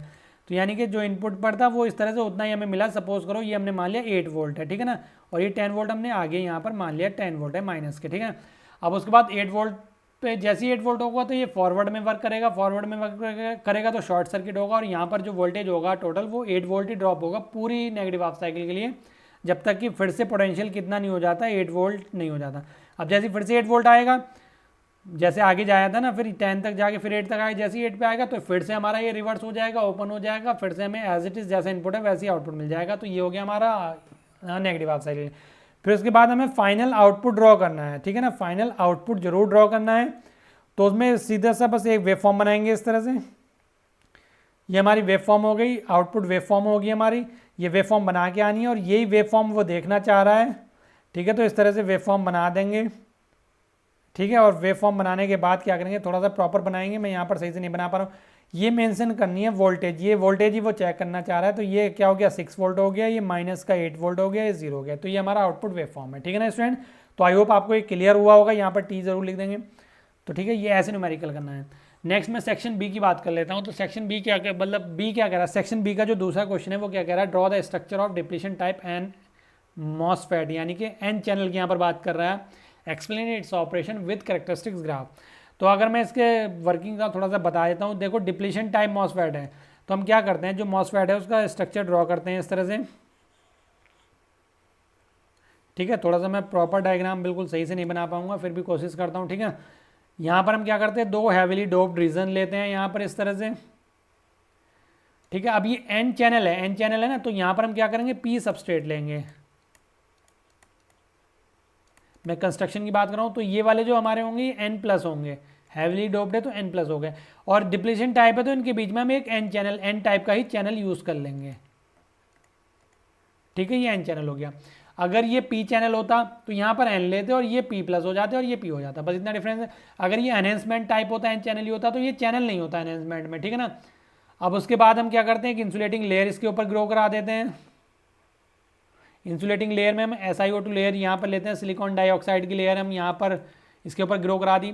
उसके ऊपर हम टर्मिनल कनेक्ट करने के लिए मेटल यूज़ करते हैं, ठीक है ना। तो यहाँ पर हमने एक मेटल यूज़ कर लिया, एल्यूमिनियम हम यूज़ कर लेते हैं, फिर एक टर्मिनल हम यहाँ पर कनेक्ट करते हैं, तो यहाँ पर हमने मेटल यूज़ कर लिया, फिर एक टर्मिनल हम यहाँ पर लेते हैं, यहाँ पर हमने मेटल यूज़ कर लिया, और इस मेटल को यहाँ पर होल करके इनसे जो हाई हैवीली डोप्ड रीजन थे इनसे कनेक्ट कर देते हैं इन वाले टर्मिनल्स को। तो ऐसे ही यहाँ पर भी इसको कट करके इससे कनेक्ट कर देते हैं इस तरह से, ठीक है ना, क्लियर।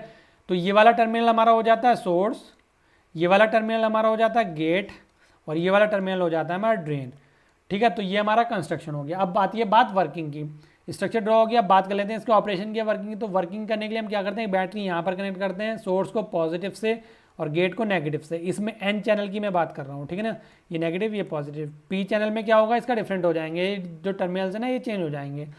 फिर एक बैटरी हमने यूज़ कर ली सोर्स में और ड्रेन में, सोर्स नेगेटिव और ड्रेन पॉजिटिव से कनेक्ट करके इस तरह से, ठीक है ना, क्लियर। तो इस वोल्टेज को हम बोल देते हैं या तो VDD लिख लो या क्या लिख देते हैं, और VDS लिख देते हैं, ड्रेन टू सोर्स वोल्टेज। इस वोल्टेज को हम क्या लिख देते हैं, VGG, या क्या लिख देंगे, VGS, gate to source voltage, ठीक है ना। ये था नेगेटिव ये पॉजिटिव। अब हम जो इसकी वर्किंग लिखते हैं, ऑपरेशन करते हैं, तो दो कंडीशन लेते हैं, दो केस लेते हैं। एक बार तो हम VGS को क्या करेंगे, जीरो रखेंगे। जब जीरो रखेंगे यानी कि यहाँ पर हम कोई वोल्टेज अप्लाई नहीं करेंगे, बस यहाँ पर वोल्टेज अप्लाई करेंगे। तो क्या होगा, जब हम ऐसा करेंगे, इस पर वोल्टेज अप्लाई करेंगे, तो ये पॉजिटिव होगा, ये नेगेटिव होगा। इस केस में क्या होगा, पॉजिटिव की तरफ इसमें जो ये एन चैनल है, जो मेजॉरिटी कैरियर्स होंगे इलेक्ट्रॉन्स, वो इस डायरेक्शन में मूव करेंगे, यानी कि इलेक्ट्रॉन्स जो हैं वो यहाँ से इस डायरेक्शन में मूव कर रहे हैं चैनल में, और यहाँ से पास होते हैं इस प्लस की तरफ अट्रैक्ट हो रहे हैं, इस नेगेटिव से रिपेल्ड होंगे यहाँ से इस टर्मिनल से, फिर से यहाँ से इस तरह से जाएंगे, और फिर यहाँ से इस तरह से ये इलेक्ट्रॉन पास होंगे। तो जब इलेक्ट्रॉन इधर पास हो रहे हैं तो एक हमारा करंट फ्लो होगा इस डायरेक्शन में, जिसको हम बोलेंगे ID, यानी कि वो क्या होगा, हमारा ड्रेन करंट होगा। तो इसमें ID जो होगा, जब VGS जीरो होगा तो ID जो होगा वो हमारा क्या होगा, मैक्सिमम होगा उस टाइम पे जब VGS जीरो होगा, ठीक है ना। अब जब हम VGS अप्लाई करेंगे, दूसरा केस क्या होगा, VGS not equal to zero, यानी कि हम यहाँ पर कुछ ना कुछ वोल्टेज आप अप्लाई करने वाले हैं। तो जब वोल्टेज अप्लाई करेंगे हम यहाँ पर, तो इसका जो नेगेटिव टर्मिनल है ये गेट से कनेक्ट है। अब इस गेट पे जो नेगेटिव टर्मिनल कनेक्ट है, तो ये देखो यहाँ पर इंसुलेटिंग लेयर हमने यहाँ पर यूज़ कर रखी है SiO2। तो ये नेगेटिव चार्ज जो है यहाँ पर, ये क्या करेगा, इलेक्ट्रॉन जो होंगे उनको यहाँ से तो रिपेल करेगा, इस चैनल में से इधर की तरफ भगाएगा, और जो यहाँ पर माइनॉरिटी कैरियर्स होंगे होल्स, वो यहाँ पर इस चार्ज की वजह से यहाँ पर आकर इकट्ठा होने लगेंगे। लेकिन ये इसको जो चैनल है, सॉरी यहाँ पर जो हमारा ये लेयर है SiO2 लेयर, इसको पेनिट्रेट करके ये इसमें गेट टर्मिनल पे नहीं जाएंगे। क्यों, क्योंकि ये इंसुलेटिंग लेयर है, तो ये यहीं पर इकट्ठा होने स्टार्ट हो जाएंगे होल। ऊपर से अगर हम यहाँ पर देखें तो ये P टाइप सबस्ट्रेट है हमारा, P टाइप सबस्ट्रेट में मेजॉरिटी कैरियर्स हैं होल्स, ये भी इसकी तरफ अट्रैक्ट होंगे इस तरह से। तो यहाँ पर एक लेयर क्रिएट करना स्टार्ट कर देंगे इस तरह से, ठीक है। तो धीरे धीरे ये लेयर बढ़ती चली जाएगी, तो जो चैनल में स्पेस था वो स्पेस धीरे धीरे रिड्यूस होता जाएगा। तो जब रिड्यूस होगा तो इस पॉजिटिव की वजह से जो इलेक्ट्रॉन्स हमारे इधर अट्रैक्ट हो रहे थे, इधर मूव कर रहे थे, वो धीरे धीरे जो है उनकी क्वांटिटी में क्या होगा, डिक्रीमेंट होगा, वो डिक्रीज होंगे। तो जैसे इलेक्ट्रॉन कम मूव करेंगे तो हमारी करंट भी धीरे धीरे क्या होगी, डिक्रीज होगी। करंट की डायरेक्शन तो ये रहेगी, लेकिन करंट क्या है हमारी, डिक्रीज हो जाएगी। तो जैसे जैसे हम VGS not equal to zero रखेंगे और कुछ ना कुछ वोल्टेज अप्लाई कराएंगे, तो जो ID है ना हमारी ड्रेन करंट, वो धीरे धीरे रिड्यूस होगी, और एक वोल्टेज लेवल ऐसा आएगा, ये वाला गेट टू सोर्स वोल्टेज, कि ये चैनल पूरा ब्लॉक हो जाएगा, कोई इलेक्ट्रॉन पास नहीं होगा, करंट फ्लो ना बंद हो जाएगा। तो उसको हम बोल देंगे उस टाइम पे उस वोल्टेज को थ्रेशोल्ड वोल्टेज। लेकिन अगर ये वोल्टेज हम अगर JFET में बात डिस्कस कर रहे होते तो वहाँ पर हम जहाँ पर ये करंट फ्लो ना बंद हो जाता है, मैं JFET का भी थोड़ा सा बता देता हूँ, शायद मैंने आगे लिया है या नहीं लिया है, नहीं लिया है इस वाले उसमें। तो इस तरह से होता है ना, इस तरह से JFET, तो उसमें जो डिप्लेशन लेयर इस तरह से क्रिएट होती है, तो एक वोल्टेज लेवल ऐसा आता है कि डिप्लेशन लेयर आपस में टच हो जाती है इस तरह से, ठीक है ना। जब डिप्लेशन लेयर टच हो जाती है तो इलेक्ट्रॉन पास नहीं होते ऊपर, तो कोई करंट फ्लो नहीं होता। तो उस टाइम पे जो गेट टू सोर्स वोल्टेज होती है वो पिंच ऑफ वोल्टेज कहलाती है, ठीक है ना। तो पिंच ऑफ वोल्टेज भी एग्जाम में पूछ लिया जाता है, इस बार भी आया है, ठीक है ना। तो ये इसका वर्किंग हो गई हमारी, ठीक है ना। कैरेक्टरिस्टिक्स ग्राफ जो है आप वो वीडियोज़ में देख लेंगे, ठीक है। कैरेक्टरिस्टिक्स ग्राफ में भी कुछ नहीं है, बस सिंपल सा है, क्लियर। नेक्स्ट मैं बात करता हूँ अब with help of neat circuit diagram explain the working of full wave bridge rectifier. अभी ब्रिज रेक्टिफायर बहुत इंपॉर्टेंट टॉपिक हो गया है, बहुत इंपॉर्टेंट हो गया, पर मुझे इस बार ये लग रहा है कि सेंटर टैप भी आ सकता है, तो सेंटर टैप भी पढ़ के जाएंगे। मुझे फीलिंग्स आ रही हैं कि सेंटर टैप भी आ सकता है, तो इसलिए सेंटर टैप भी जरूर पढ़ के जाएंगे। ब्रिज रेक्टिफायर से क्वेश्चन 100% लॉन्ग क्वेश्चन में बनना है, तो मुझे इस बार ब्रिज रेक्टिफायर बहुत बार रिपीट होता है, लेकिन हो सकता है कि ब्रिज ही आ जाए। मैंने इसलिए मॉडल पेपर में भी ब्रिज ही लिया है, लेकिन चांसेस सेंटर टैप के भी लग रहे हैं, तो एक बार सेंटर टैप भी जरूर स्टडी कर लेंगे, ठीक है ना। अभी डायग्राम मैंने ड्रॉ कर लिया है ताकि टाइम ना लगे। अब इसमें ज़्यादातर ये इसलिए पूछा जाता है क्योंकि बच्चों को जो है ना इसमें कन्फ्यूजन हो जाता है। एक तो डायोड की डायरेक्शन में, तो याद करने का बहुत आसान तरीका है, क्या है कि जब हम ब्रिज बना रहे होते हैं इस तरह से, ये तो जो अपोजिट साइड के डायोड्स होंगे वो सेम डायरेक्शन में होंगे, और इधर जो अपोजिट साइड के होंगे वो सेम डायरेक्शन में होंगे। चाहे देखो जरूरी नहीं जिस तरह से मैंने बनाया उसी तरह से बनाया आप, इसको अपवर्ड कर लेते तो फिर ये वाला भी अपवर्ड करना होता, लेकिन जो एडजेसेंट डायोड्स होते हैं हमारे, जो बराबर वाले डायोड्स होते हैं, उनकी डायरेक्शन अपोजिट होती है। इसकी डाउनवर्ड है तो इसकी अपवर्ड है, क्लियर। ऐसी इसकी अपवर्ड है तो इसकी डाउनवर्ड है, लेकिन आमने सामने वाले जो हैं, अपोजिट साइड वाले जो हैं, वो सेम होंगे। अब ये ऊपर होता तो ये भी ऊपर हो जाता, तो फिर इसका मतलब जब ये ऊपर होता तो ये नीचे होता, तो फिर ये वाला भी नीचे होता, तो डायोड बना लेंगे। फिर उसके बाद आता है दूसरा नंबरिंग का। जैसे मैंने यहाँ पर D1, इसको D2, D3, D4 ले लिया। अब मैं वर्किंग जब लिखूंगा ना तो इसी के अकॉर्डिंग लिखूंगा, D1, D2, D3, D4। बच्चे क्या करते हैं, सर्किट जो है मतलब जो है याद कर लिया, लेकिन एग्जाम में क्या हो जाता है, कन्फ्यूजन हो जाता है, तो नंबरिंग अलग कर लेते हैं और फिर वर्किंग जो रट के जाते हैं ना वही लिखाते हैं। ये भी ध्यान नहीं देते कि फॉरवर्ड बायसिंग में कौन सा फॉरवर्ड है कौन सा रिवर्स है, तो उन चीज़ों का, छोटी छोटी चीज़ों का ध्यान रखना है, ठीक है ना। अब देखो जिधर से अब फॉरवर्ड बायसिंग हम इसमें क्या करते हैं, पूरी एक कंप्लीट हाफ साइकिल इनपुट पे देते हैं, मतलब कंप्लीट साइकिल देते हैं, उसकी 1 बाय 1 एक एक हाफ साइकिल को हमें वर्किंग में लिखना होता है। जैसे हमने यहाँ पर ये फुल वेव जो है, फुल कंप्लीट साइकिल इस तरह से होती है हमारी, इसमें एक पॉजिटिव हाफ होता है और एक नेगेटिव हाफ, ये अप्लाई करते हैं। तो पहले हम पॉजिटिव हाफ के लिए वर्किंग बताते हैं, फिर नेगेटिव हाफ के लिए वर्किंग बताते हैं।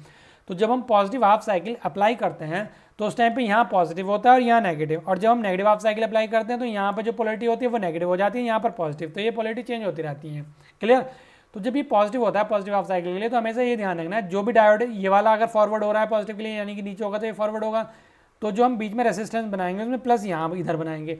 अगर हमने ये नीचे की तरफ लिया है ये वाला, तो यानी पॉजिटिव हाफ साइकिल में ये वाला होगा फॉरवर्ड, तो फिर हम रेसिस्टेंस में प्लस इधर बनाते हैं माइनस इधर। तो ये छोटी छोटी चीज़ें जो है ना ये ध्यान रखने की होती हैं और इसी से इसमें मिस्टेक्स होती हैं, इसलिए इसमें नंबर कट जाते हैं, ठीक है ना। अब क्या है, अब देखो इसमें मैंने जैसे पॉजिटिव, मैं वर्किंग बता दूँ, पॉजिटिव हाफ साइकिल अप्लाई की, तो पॉजिटिव हाफ साइकिल में ये वाला तो फॉरवर्ड, यहाँ पर पॉजिटिव है यहाँ पर पॉजिटिव है, तो ये तो फॉरवर्ड हो गया, ठीक है ना, और ये क्या हो गया, रिवर्स हो गया। मैं पॉजिटिव हाफ साइकिल के लिए अंदर लिख रहा हूँ और नेगेटिव हाफ साइकिल के लिए बाहर लिख दूंगा। ऐसे ही जब नीचे से पॉजिटिव हाफ साइकिल में नेगेटिव होगा तो नेगेटिव होने में ये तो रिवर्स बायसिंग में हो जाएगा और ये फॉरवर्ड बायसिंग में हो जाएगा, ठीक है ना। अब यानी फॉरवर्ड बायसिंग में होगा तो ये शॉर्ट सर्किट होगा और ये ओपन हो जाएगा, ठीक। ऐसे ये रिवर्स में होगा तो ये ओपन हो जाएगा और ये शॉर्ट सर्किट हो जाएगा इस तरह से। तो during the positive half cycle the diode D1 and D1 and D3 are forward bias and they conduct, and the diode D4 and D2 are reverse bias and they are cut off, ये cut off हो जाते हैं। तो इस case में क्या होगा, जो करंट फ्लो करेगी वो यहाँ से इस तरह से इधर जाएगी, फिर इधर ना जाके, क्योंकि ये तो ओपन हो गया, इस रेसिस्टेंस में फ्लो करेगी। अब देखो प्लस आया ना पहले, तो जो आउटपुट हमें मिलेगा वो पहले पॉजिटिव हाफ साइकिल के लिए क्या मिल जाएगा, पॉजिटिव में मिल जाएगा इस तरह से। ये प्लस साइन और ये माइनस साइन जो है वोल्टेज मेजर करने के लिए है, वोल्ट मीटर के लिए पॉजिटिव टर्मिनल हम यहाँ पर कनेक्ट कर देंगे, नेगेटिव टर्मिनल यहाँ पर।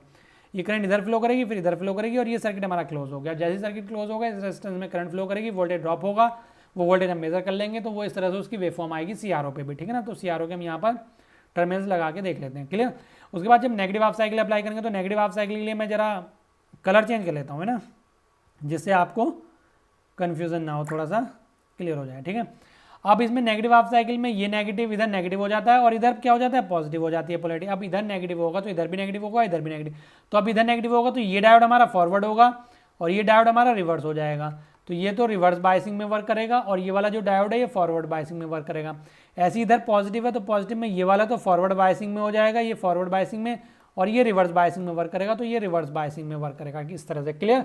तो अब क्या होगा हमारा, देखो इधर पॉजिटिव है तो करंट इधर से यहाँ जाएगी इस तरह से, नहीं सॉरी ये तो रिवर्स बायसिंग है, इधर नहीं जाएगी, सॉरी ये इधर से यहाँ जाएगी इस तरह से, फिर से रेसिस्टर में इधर जाएगी क्योंकि तो रिवर्स हो गया ओपन है, इस रेसिस्टर में इधर जाएगी और फिर यहाँ से इस तरह से इसमें जाएगी, तो यानी कि यहाँ से इस तरह से पूरा सर्किट फिर से क्लोज हो गया। रेसिस्टेंस में करंट फिर से इस डायरेक्शन में फ्लो हो रही है, तो फिर से हमें आउटपुट जो मिलेगा ना नेगेटिव हाफ साइकिल के लिए वो कैसे मिलेगा, इधर ही मिलेगा पॉजिटिव में।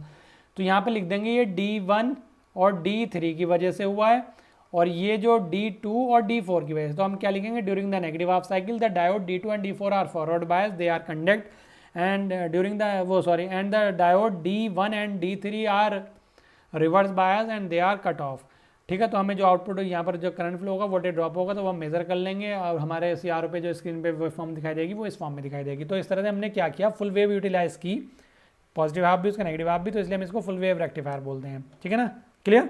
तो ये फुल वेव ब्रिज रेक्टिफायर की वर्किंग थी। तो इस तरह से ये वेव फॉर्म भी जरूर बना के आएंगे, इनपुट और आउटपुट इस तरह से, आउटपुट को इसके नीचे ही बनाएंगे, ठीक है ना, क्लियर। चलिए नेक्स्ट क्वेश्चन में बात कर लेता हूँ डी।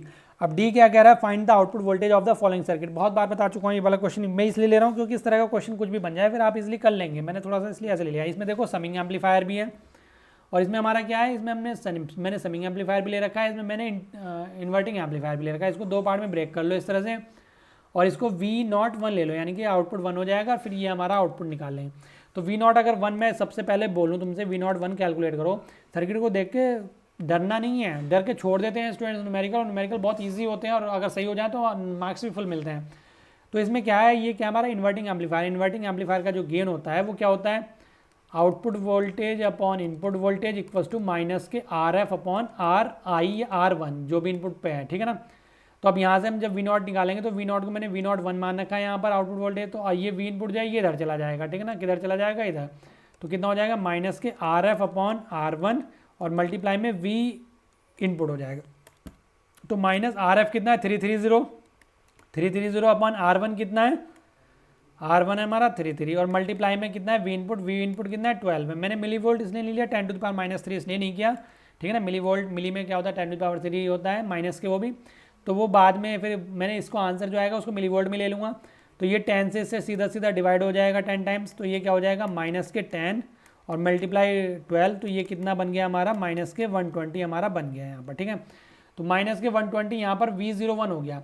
अब ये क्या है समिंग एम्पलीफायर, तो समिंग एम्पलीफायर का क्या आउटपुट होता है, आउटपुट वोल्टेज अगर मैं लिखूँ समिंग एम्पलीफायर की तो वो क्या होती है, माइनस तो बाहर हो गया RF upon R1 V input 1 plus RF upon R2 V input 2, ठीक है। ऐसी 3 इनपुट्स होते हैं तो V इनपुट 3 ले लेते हैं 3 के लिए, ठीक है।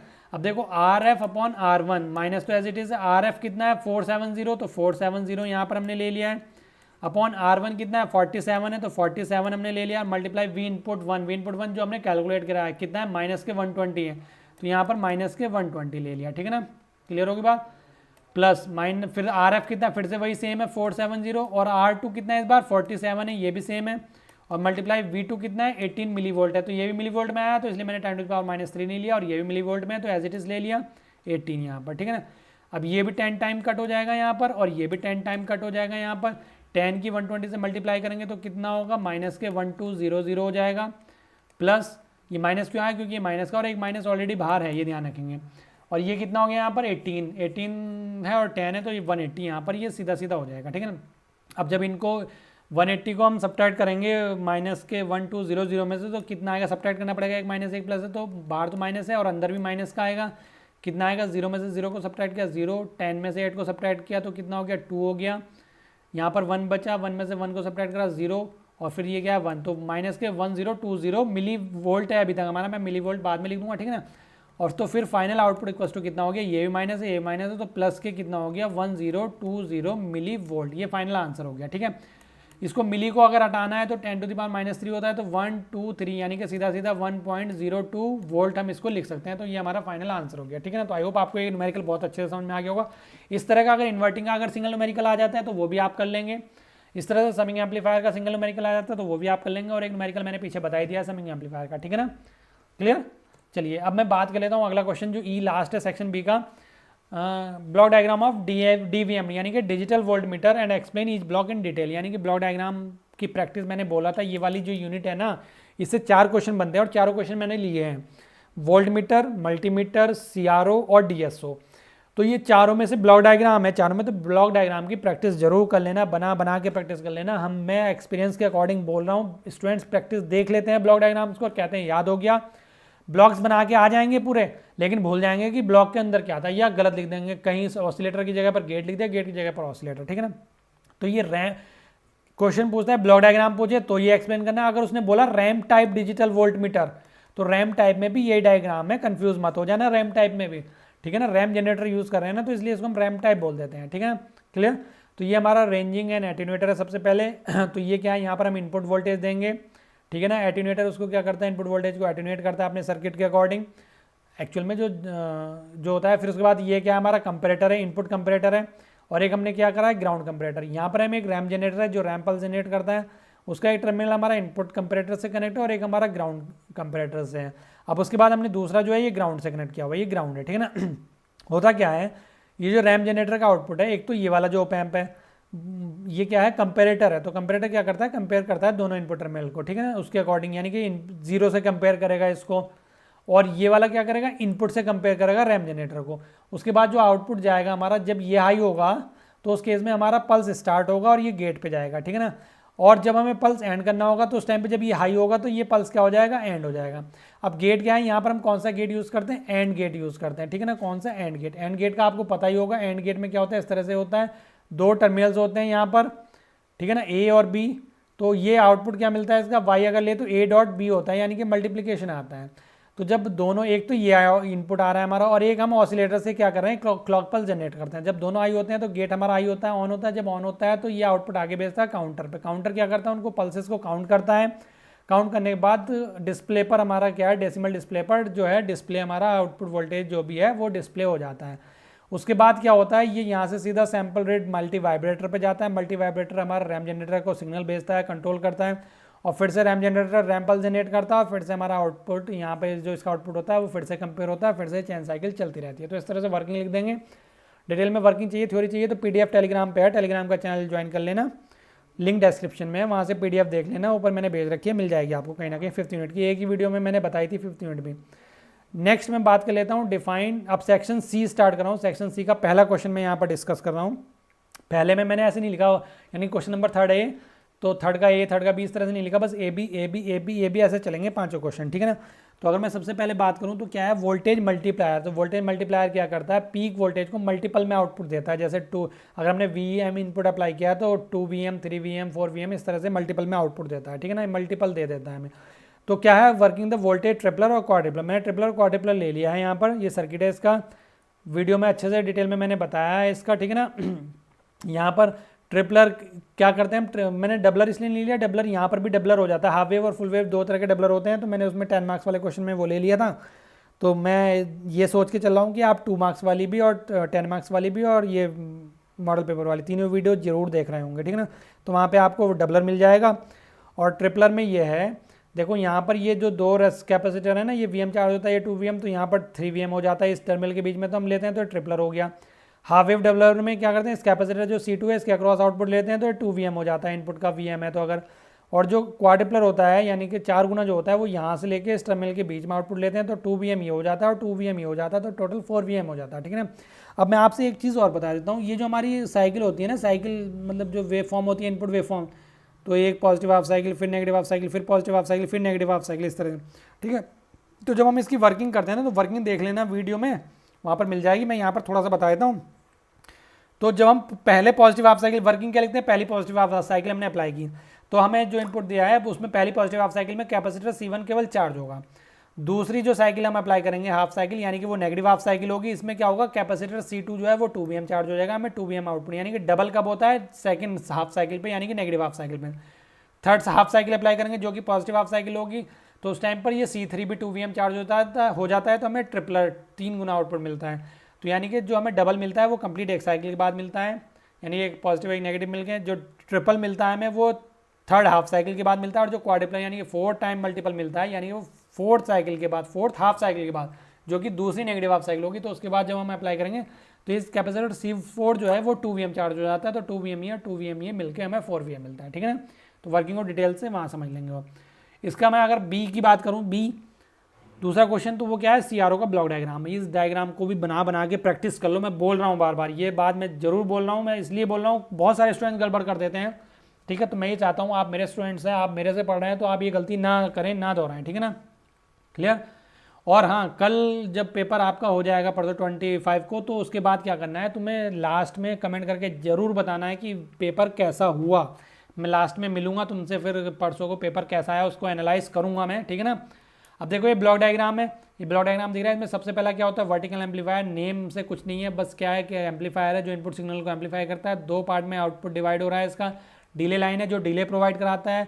फिर यहाँ पर ट्रिगर सर्किट है जो ट्रिगरिंग करता है, यानी कि जो इनपुट वेव फॉर्म है और जो टाइम बेस्ड जनरेटर है इनपुट सर्किट, और आउटपुट जो टाइम बेस्ड जनरेटर सर्किट है, उन दोनों के बीच में सिंक्रोनाइजेशन प्रोवाइड कराता है। 2 मार्क्स वाले में मैंने ये क्वेश्चन भी दिया था कि ट्रिगर सर्किट का क्या रोल है, तो ये क्या करता है, सिंक्रोनाइजेशन प्रोवाइड कराता है। Time based generator sawtooth waveform generate करता है। जो सॉटूथ वेवफॉर्म जनरेट होती है वो हॉरिजॉन्टल एम्पलीफायर पे जाती है। एम्पलीफायर, ये हॉरिजॉन्टल एम्पलीफायर कुछ नहीं है, बस एम्पलीफायर है। ये जो सिग्नल है उसको फिर से एम्पलीफाई करता है और फिर इसका आउटपुट हॉरिजॉन्टल प्लेट्स पे जाता है, तो इसलिए इसको हम हॉरिजॉन्टल एम्पलीफायर बोल देते हैं। इसको वर्टिकल इसलिए बोलते हैं क्योंकि ये वर्टिकल प्लेट्स पे आता है, ठीक है ना।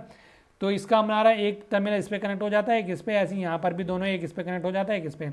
ये इलेक्ट्रॉन गन है जो इलेक्ट्रॉन बीम को जनरेट करती है और यहाँ से इलेक्ट्रॉन बीम पास होती है आगे। इसमें मैंने जो CRT है उसमें बताया था डिटेल में, CRT को भी देख लेंगे एक बारी, ठीक है ना। क्या क्या होता है, एक हीटर होता है, ग्रिड होता है, कैथोड होता है, वहाँ से इलेक्ट्रॉन जनरेट होते हैं, आगे पास होते हैं।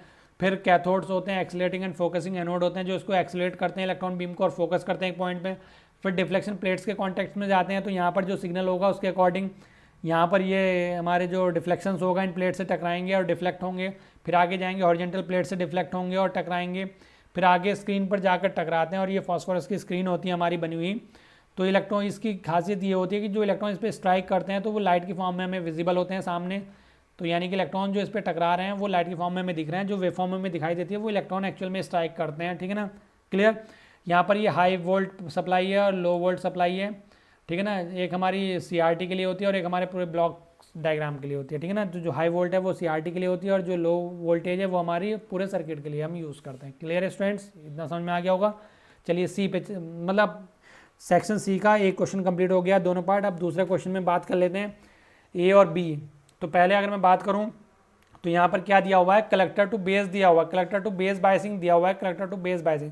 तो मैं जल्दी से इसका क्या है ऑपरेटिंग पॉइंट के लिए और स्टेबिलिटी फैक्टर के लिए तो मैं डेरिवेशन बता देता हूँ। यहाँ पर कलेक्टर टू बेस जो है इस तरह से एक रेसिस्टेंस होगा, ठीक है ना। फिर इस तरह से यहाँ पर हमारा एक ट्रांजिस्टर होगा, फिर यहाँ एरो जरूर बनाया करें NPN के लिए। फिर यहाँ पर क्या कर देंगे, इसको ग्राउंड से कनेक्ट कर देंगे। यहाँ पर एक रजिस्टर होगा इस तरह से और फिर यहाँ पर इस तरह से, ये यहाँ पर इस तरह से बेस से कनेक्ट होगा। ये एमीटर टर्मिनल है, ये कलेक्टर टर्मिनल है, ये बेस टर्मिनल है और यहाँ पर ये जो है हमारा ये हो गया। ये क्या है, अब देखो ये क्या है, ये हमारा, अब देखो यहाँ पर हमने प्लस VCC दे दिया, यहाँ पर ये RC हो गया कलेक्टर रेसिस्टेंस। यहाँ पर जो करंट फ्लो होगी तो हमने उसको IB प्लस IC ले लिया क्योंकि आगे जाके करंट दो पार्ट में ब्रेक होगी। यहाँ पर क्या हो गया, हमारा IC हो गया जो कलेक्टर में गई और जो इधर गई बेस की तरफ उसको हमने IB मान लिया और ये बेस रेसिस्टेंस हमने RB मान लिया, ठीक है ना। तो बस ये हो गया। बेस और एमीटर के बीच में जो वोल्टेज होगा वो उसको हमने VB मान लिया, बेस एमीटर वोल्टेज, और कलेक्टर और एमीटर के बीच में जो वोल्टेज होगा उसको हमने VCE मान लिया, कलेक्टर टू एमीटर वोल्टेज, ठीक है ना। क्लियर, बस ये चीज़ें हमें चाहिए। तो करने का तरीका वही है, मैंने बाइसिंग में बहुत आराम से बहुत अच्छे से आपको बाइसिंग बताई है। तो सबसे पहले हमें ऑपरेटिंग पॉइंट कैलकुलेट करना है। तो ऑपरेटिंग पॉइंट में हमें क्या क्या चीज़ें चाहिए होती हैं, एक तो IC चाहिए होता है और एक VCE चाहिए होता है। तो IC हमेशा इनपुट साइड से कैलकुलेट करते हैं और VCE आउटपुट साइड से। तो इनपुट साइड पहले हम केवल अप्लाई करेंगे, इनपुट साइड इधर होता है और आउटपुट साइड इधर होता है। तो इनपुट साइड जब हम केवल अप्लाई करेंगे तो क्या होगा, VCC माइनस IC, मतलब जो है ना सारे KVL मतलब हम यहाँ पर अप्लाई कर रहे हैं। मैं बता नहीं रहा क्या होता है, मैं ज़्यादा डिटेल में यहाँ पर तुम्हें चीज़ें बताऊँगा ना। अगर तुम्हें चाहिए तो वो वीडियो देख लीजिए क्योंकि वीडियो बहुत लंबा हो जाएगा, मैं नहीं चाहता ज़्यादा लंबा वीडियो हो, ठीक है ना। अभी भी काफ़ी लंबा हो चुका है। तो VCC माइनस, अब यहाँ पर क्या होगा, करंट कितना है, रेसिस्टेंस तो RC और करंट कितना है IB प्लस IC। क्लियर होगी बात यहाँ पर। फिर आगे चलेंगे, इनपुट साइड इधर से ऐसे चल रहे हैं इधर, तो IB इंटू RB हो जाएगा, तो माइनस IB इंटू RB हो गया, ठीक है ना। क्लियर। फिर आगे चलेंगे तो यहाँ पर क्या हो गया, VB हो गया, तो माइनस VBE हो गया और इक्वस टू कितना हो गया, 0। तो यहाँ से हमें क्या कैलकुलेट करना है, सबसे पहले IB कैलकुलेट करना है। तो IB कैलकुलेट करने के लिए क्या करेंगे, VCC माइनस इसको मल्टीप्लाई कर लेंगे RC इंटू IB प्लस कितना हो गया, RC इंटू IC हो गया, RC इंटू IC हो गया। क्लियर। और माइनस, ये सॉरी माइनस ही हो जाएगा, ये माइनस ही हो जाएगा, ठीक है ना। ये नहीं है, माइनस ही हो जाएगा क्योंकि माइनस का RC मल्टीप्लाई होगा। और यहाँ पर क्या है, IB इंटू RB हो गया और माइनस के VBE हो गया, ठीक है ना, इक्वल्स टू 0। अब देखो यहाँ पर मैंने क्या करा, यहाँ पर ये IC है ना, इसको हम क्या लिख सकते हैं, IC हम जानते हैं IC इक्वल्स टू कितना होता है, बीटा IB होता है, ये हमने पढ़ी रखा है। Beta equals to IC upon IB होता है ना, उससे निकाल लेते हैं। तो यहाँ पर मैं क्या कर दूंगा, इस IC की जगह पर बीटा IB यूज़ कर लूँगा, ठीक है ना। अब यहाँ से और यहाँ से और यहाँ से IB कॉमन ले लूँगा, तो जब IB कॉमन लूँगा यहाँ से तो क्या बनेगा, यहाँ से तो RC बचा प्लस यहाँ से भी क्या बचा, यहाँ से बीटा IB हो गया ना, तो बीटा RC, तो यानी कि बीटा RC और यहाँ पर बीटा बचा प्लस यहाँ पर क्या बचा, RB बचा, ठीक है ना। क्लियर। और यहाँ पर माइनस के VBE हो गया, इक्वस टू 0 है। और यहाँ पर VCC हमारा एज इट इज़ है। अब ये जो VCC है फिर से एज इट इज़ लिखेंगे, माइनस के IB हमने एज इट इज़ लिखा और यहाँ पर हमने क्या करा, RC और कॉमन ले लिया, तो RC कॉमन ले लिया तो यहाँ पर 1 प्लस बीटा बचा, ठीक है ना। यहाँ से और यहाँ से RC कॉमन ले लिया और प्लस हमने RB जो एज इट इज़ ले लिया और माइनस के VBE हो गया हमारा और इक्वस टू 0 हो गया। अब यहाँ से हमें IB लिखना है ना, IB कैलकुलेट करना है पहले। तो IB कितना हो जाएगा, सीधा सीधा मैं यहाँ से डायरेक्ट लिख दे रहा हूँ, VCC उधर जाएगा, माइनस के VBE उधर जाएगा और अपॉन में जो आई बी के साथ है मल्टीप्लाई में, वो हमारा एज इट इज़ आ जाएगा कितना, आर सी और 1 प्लस बीटा, ठीक है, और प्लस के आर बी। क्लियर, ये हो गया। तो आई बी हो गया। अब हमें आई सी निकालना है। तो आई सी हमें पता ही है कितना होता है, बीटा आई बी होता है। तो बीटा हम एज इट इज़ लिखेंगे, बीटा हमने लिखा, और आई बी की वैल्यू हमने जो यहाँ पर कैलकुलेट की है वो एज इट इज़ यहाँ पर पुट कर देंगे। तो हमारा आई सी कैलकुलेट हो गया। अब यहाँ पे वी बी जो है ना स्मॉल वैल्यू होती है, तो इसको कभी कभी हम नेगलेक्ट कर देते हैं। तो V C C upon R C into 1 plus beta plus R B हो जाता है। और बीटा को हम नीचे ले जाते हैं, तो ज़्यादा चक्कर में नहीं पड़ना, तुम सीधा सीधा बस ये लिखेंगे कि V C C minus V B, मैं लिख दे रहा हूँ इसको एक बारी, upon R C 1 plus beta plus R B, ठीक है ना। अब यहाँ से वी बी हटाना चाहो तो नेगलेक्ट करके दिखा सकते हो, वरना यहाँ पर भी छोड़ोगे तो सफिशिएंट है। अब हमें क्या करना है, वी सी कैलकुलेट करना है। दूसरा क्या है, वी सी। तो वी सी कैलकुलेट करने के लिए आउटपुट साइड के लिए अप्लाई करेंगे। तो क्या होगा, वी सी सी माइनस यहाँ पे ये आएगा ना, तो इधर I B plus I C into R C, I B plus I C into R C, ठीक है ना।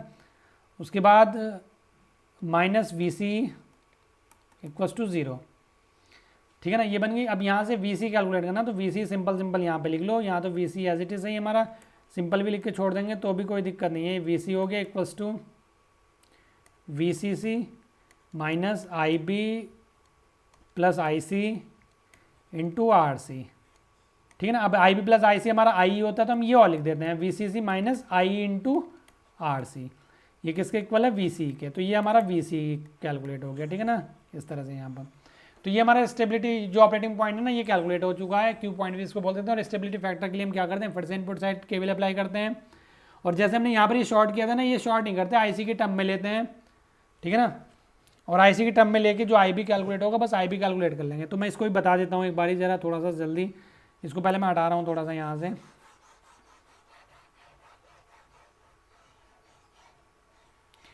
ठीक है ना। तो हम क्या करेंगे, जब हमें, मैं इसको, चलो इसको यहाँ से हटा देता हूँ थोड़ा सा,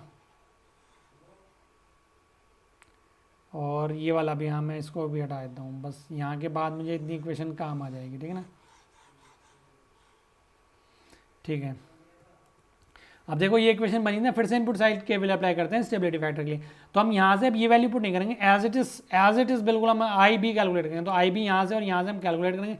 तो सीधा सीधा जो इक्वेशन बनेगी वो आई बी इक्वल्स टू कितना हो जाएगा, V C C minus V B, ठीक है ना।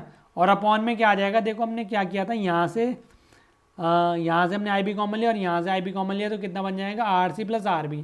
तो ये तो हमारा आ गया R C plus R B, और ये जो आई सी और आर सी है ना, ये भी साथ में माइनस में रहेगा as it is, I C into R C. तो ये इक्वेशन बन जाएगी हमारी। तो अब हमारा स्टेबिलिटी फैक्टर का फॉर्मूला होता है, इसको ध्यान रखेंगे, S equals to 1 plus beta upon 1 minus beta D I B upon D I C. अब हमने आई बी इसलिए कैलकुलेट करा क्योंकि आई बी कैलकुलेट के लिए उसको आई सी के रेस्पेक्ट में हम क्या करेंगे, इसको डिफ्रेंशिएट करेंगे। तो जब डिफ्रेंशिएट करेंगे तो यहाँ से D I B upon D I C कितना बनेगा, देखो ये अपॉन ये टर्म बनेगी 0, ये अपॉन ये टर्म बनेगी 0, लेकिन इसमें आई सी है तो बन जाएगा हमारा माइनस के R C upon R C plus R B, ठीक है ना। अब ये वाली जो वैल्यू है बस यहाँ पर पुट कर देंगे और ये हमारा स्टेबिलिटी फैक्टर हो जाएगा, S equals to 1 plus beta upon 1 minus है और माइनस यहाँ पर भी है ये, तो माइनस माइनस प्लस हो जाएगा, तो मैं प्लस लिख रहा हूँ बाहर, 1 plus beta into R C upon R C plus R B, ठीक है ना, इस तरह से। बस ये फाइनल स्टेबिलिटी फैक्टर। तो आई होप आपको ये क्लियर हो गया होगा। बी डीएसओ का ब्लॉक डायग्राम है, तो डीएसओ ब्लॉक डायग्राम फिर से बनाने की प्रैक्टिस करेंगे। वर्किंग में क्या है, सबसे पहले ये एम्पलीफायर एम्पलीफाई करेगा, डिजिटाइजर डिजिटाइज करता है डिजिटल में, फिर मेमोरी के यूज़ कर रहे हैं यहाँ पर, ये एक्स्ट्रा यूज़ होती है, मेमोरी में सेव करते हैं, फिर एनालाइजर है एनालाइज करता है, फिर इसको वे फॉर्म रिकन्स्ट्रक्शन यानी कि वे फॉर्म को रिकन्स्ट्रक्ट करते हैं और फिर सीआरटी पर ये स्क्रीन शो हो जाती है, ठीक है। इधर से क्या है, फिर से इधर से जब आएगा तो ट्रिगर सर्किट है, ट्रिगर पल्स जनरेट करा है, क्लॉक पल्स जनरेट करा है, ये टाइम बेस्ड जनरेटर है, ये वही दोनों के बीच में क्या सिंक्रोनाइजेशन प्रोवाइड करा रहा है, ये ओरिएंटल एम्पलीफायर है, ये एज इट इज है, ये डायरेक्शन इधर होगी, ठीक है ना, और ये फिर से सीआरटी पे चला जाएगा ओरिएंटल प्लेट पे। तो बस इतना है, इसमें बस मेमोरी एक्स्ट्रा है, ठीक है ना। थ्योरी के लिए वही है, टेलीग्राम चैनल ज्वाइन कर लो, उसमें मिल जाएगी, ठीक है ना। नेक्स्ट क्या है, draw and explain the working of integrator and differentiator. मैंने इंटीग्रेटर और डिफरेंशिएटर ले लिए हैं, डायग्राम यहाँ पर दिख रहे हैं आपको, इनको अच्छे से प्रैक्टिस कर लीजिएगा, ड्रॉ कर लीजिएगा, इसको भी बस इनमें कन्फ्यूज़न ये होता है, जो इंटीग्रेटर होता है उसमें फीडबैक में हम कैपेसिटर यूज़ करते हैं, और जो हमारा डिफरेंशिएटर होता है उसमें हम इनपुट पर कैपेसिटर यूज़ करते हैं, यहाँ पर रेसिस्टर। ठीक है ना, सिंपल प्रोसेस है। इसकी वर्किंग मैंने डेरिवेशन बता रखा है। चलो मैं इसका एक का डेरिवेशन बता देता हूँ, इंटीग्रेटर का, डिफरेंशिएटर का, उसी के अकॉर्डिंग कर लेंगे अपने हाथ से, या फिर उसको देख लेंगे एक बार, जो वीडियोस मैंने जो अपलोड कर रखी हैं उसमें देख लेंगे। ठीक है ना, क्योंकि अगर मैं इसमें दोनों बताऊंगा तो वीडियो फिर से बहुत लंबा हो जाए। सबसे पहले हमारा जो आता है, एक कंडीशन आती है V1 इक्वस टू V2, ये होती है वर्चुअल शॉर्ट कंडीशन। मैं नहीं बता रहा कैसे आती है, मैंने बता रखा है, आपको पता होगा। ठीक है, दोनों को हम इक्वल कर लेते हैं। फिर तीसरी कंडीशन क्या आती है, V1 equals to V2 equals to 0, तो ये होती है वर्चुअल ग्राउंड कंडीशन। मैंने जो डेरिवेशन कराया उसमें समझाया है बहुत अच्छे से, वहाँ से देख लो अगर अच्छे से समझना है तो। ठीक, अब यहाँ पर हमें क्या करना है, ये जो नोड है ना, इस नोड पर केसीएल अप्लाई करना है। तो केसीएल क्या होता है, the algebraic sum of incoming current is equal to the algebraic sum of outgoing current. तो यहाँ पे देखो I1 इनकमिंग है और IB जो है वो आउटगोइंग है। ठीक है ना, तो यहाँ से सीधा सीधा इस सर्किट के अकॉर्डिंग क्या हो जाएगा, I1 इक्वस टू IB हमारा यहाँ पर हो जाएगा, नहीं IB इधर है और ये IF भी है इधर से, तो प्लस IF हो जाएगा।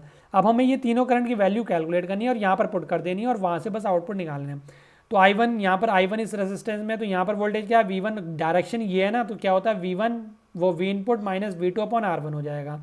तो मैं यहाँ पे डायरेक्ट लिख रहा हूँ V input minus V2 upon, यहाँ पे तो I1 की जगह पर आ गया R1 इक्वल्स टू IB क्या हो जाएगा, 0 है, इनपुट पे जा रही है, इनपुट रेजिस्टेंस का इनपुट इम्पिडेंस इनफाइनाइट होता है, इनफाइनाइट होगा तो करंट 0 हो जाएगी, प्लस IF कहाँ पर है, इस कैपेसिटर में। तो कैपेसिटर की एक प्रॉपर्टी होती है, करंट का और वोल्टेज का जो रिलेशन होता है कैपेसिटर में, अगर मैं बात करूँ तो कैपेसिटर की जो करंट होती है IC इक्वस टू क्या होता है, C यानी कि उसका कैपेसिटेंस, फिर DVC अपॉन DT ये होता है। ठीक है ना, ये फॉर्मूला होता है। तो VC क्या होता है, डिफरेंस होता है, पोटेंशियल डिफरेंस। यहाँ पर कितना है V2 और यहाँ पर कितना है V0। डायरेक्शन ध्यान रखेंगे, जैसे यहाँ पर है ना कैपेसिटर या रेसिस्टेंस इस तरह से है मान लो। ठीक है ना, तो अगर मुझे यहाँ पर क्या करना है, यहाँ पर ये V1 है और यहाँ पर ये V2 है और ये डायरेक्शन I की इधर है और ये R है, तो यहाँ से I कितना होगा, तो V1 माइनस V2 होगा अपॉन R होगा। ठीक है ना, ये डायरेक्शन ध्यान रखें, इसी तरह से लिख रहा हूँ मैं, यहाँ पर भी है। तो अब यहाँ पर ये सीधा सीधा क्या हो जाएगा, IC की जगह पर तो हमने क्या ले रखा, IF ले रखा, तो हम IF ले लेंगे यहाँ पर, और इक्वस टू C तो हमारा एज इट इज है, तो C की जगह पर CF है तो CF हो गया कैपेसिटेंस, और DVC अपॉन DT है तो D अपॉन DT हो गया, और VC की जगह पर क्या हो जाएगा, V2 माइनस V0 हो जाएगा, तो V2 माइनस V0 हो गया। ठीक है, तो बस यही एज इट इज़ वैल्यू मैं यहाँ पर पुट कर रहा हूँ, CF D upon DT V2 minus V0। ठीक है ना, ये वैल्यू पुट कर दी। अब इसको सॉल्व कर लेंगे, सॉल्व करके फाइनली हमारा ही बस ये आंसर आ जाएगा। ठीक है ना, तो ऐसे ही डिफरेंशिएटर में है। ठीक है ना, डिफरेंशिएटर में ये वैल्यू इधर आ जाएगी, ये वाली जो वैल्यू है ना ये इधर आ जाएगी, इनपुट पर ये ना, इनपुट पर होगा तो I1 की जगह पर ही आ जाएगी। ठीक है ना, और IF की जगह पर क्या आ जाएगी, ये वाली वैल्यू आ जाएगी जो भी है, मतलब इधर से जो बनेगी। ठीक है ना, तो बहुत सिंपल है, कर लेंगे, मुझे पूरा यकीन है तुम पे। दूसरा क्वेश्चन फिर से ओपैम की कैरेक्टरिस्टिक्स पे है। ठीक है ना, क्या है ओपैम के जो इनपुट वोल्टेज, अब देखो फिर से जो मैंने क्वेश्चन कराया है ना वो वाला वही क्वेश्चन है, सेम, थोड़ा सा चेंज है, इसलिए मैंने 10 मार्क्स में एक सेक्शन में इसको डाल दिया है, तो इस तरह का भी बन जाता है। तो देखो यहाँ पर क्या क्या दिया हुआ है, पहले मैं वो लिख लेता हूँ। V1 इक्वस टू कितना है, 150 माइक्रोवोल्ट। ठीक है ना, V2 कितना है, 140 माइक्रोवोल्ट। ठीक है, और यहाँ पर AD यानी कि डिफरेंशियल वोल्टेज कितना दिया हुआ है, 4000, और हमें ACM नहीं दिया हुआ, यहाँ पर CMRR दिया हुआ है, कितना है 100। तो हमें क्या निकालना, आउटपुट वोल्टेज निकालनी। तो आउटपुट वोल्टेज का तो फॉर्मूला वही है, V0 इक्वस टू VID या VD और AD प्लस ACM और VCM। ठीक है ना, क्लियर। तो हमें पहले तो ACM चाहिए, VCM भी चाहिए, VID भी चाहिए, AD हमें दे रखा, तो VID हमें पता है, VID कितना होता है, V1 माइनस V2।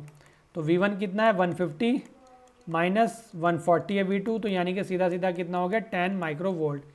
ऐसी VCM की मैं बात करूं तो V1 प्लस V2 अपॉन 2, तो V1 कितना है 150 प्लस 140 अपॉन 2। कैलकुलेशन पे नहीं जाना, कैलकुलेशन में हो सकता है मुझसे मिस्टेक हो जाए, लेकिन आपको प्रोसेस पूरा ध्यान रखना है। ठीक है ना, पूरा स्टेप बाय स्टेप करते चलना है। ठीक है ना, तो यहाँ पर ये कितना हो गया, यहाँ पर ये हो गया 290 सीधा सीधा हो गया, अपॉन में 2 हो गया, यानी कि 2 1 जा 2 और 2 4 जा 8 और 2 5 जा 10, 145 माइक्रोवोल्ट हो गया। अब हमें निकालना है ACM। तो ACM के लिए हमें पता है CMRR दे रखा है, हमें पता है CMRR इक्वल टू, देखो DB में नहीं दिया तो सिंपल फॉर्मूला लेंगे, AD अपॉन ACM होता है differential voltage upon common mode, वो differential gain upon common mode gain.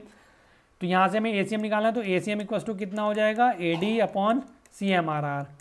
तो AD कितना है, AD हमने कैलकुलेट कर रखा है यहाँ पर 4000, इसमें ये वाली कैलकुलेशन थोड़ी सी एक्स्ट्रा है, अपॉन CMRR कितना 100 है, तो 100 से कैंसिल, तो यानी कि 40 हमारा यहाँ पर ये क्या आ गया, ACM आ गया। बस ये सारी वैल्यूज़ यहाँ पर पुट कर दो, तो V नॉट कितना हो जाएगा हमारा सीधा सीधा, VID कितना है 10 है, माइक्रोवोल्ट में 10 की पावर -6 होती है, मैं नहीं लिख रहा क्योंकि वो कॉमन हो जाएगी, वही माइक्रोवोल्ट में हम आउटपुट ले लेंगे। और AD कितना, AD हमने आ रहा 4000 है, तो ये 4000 हमने एज इट इज़ लिख लिया, प्लस ACM कितना है हमारा, ACM हमने कैलकुलेट करा है कितना 40 आया है, और मल्टीप्लाई में क्या आएगा इसके साथ VCM, और VCM कितना है 145 है, तो 145 हो गया, ठीक है ना, 145 होगा। तो ये कितना हो गया 40,000 प्लस इसको मल्टीप्लाई कर लेंगे, 4 5 20, एक जीरो तो पहले, 4 5 22, 4 4 16, 17 18, 1 4 1 4 और 5, तो इनको ऐड कर देंगे, कितना आ जाएगा 45800, ये वोल्ट आ गया माइक्रो वोल्ट में। तो यही आंसर हो गया। इसको अगर मिली वोल्ट में करना हो तो 1 2 3 यानी कि 45.80 मिली वोल्ट हम इसको लिख सकते हैं, ठीक है, V नॉट। तो ये भी हमारा आंसर हो गया, किसी तरह से भी लिख दें। इसी का ही सेकंड पार्ट है बी का, ये न्यूमेरिकल है, ये समिंग एम्पलीफायर का न्यूमेरिकल है, ये मैंने पीछे आपको बताया है, उसी पैटर्न पे हम कर लेंगे इसको।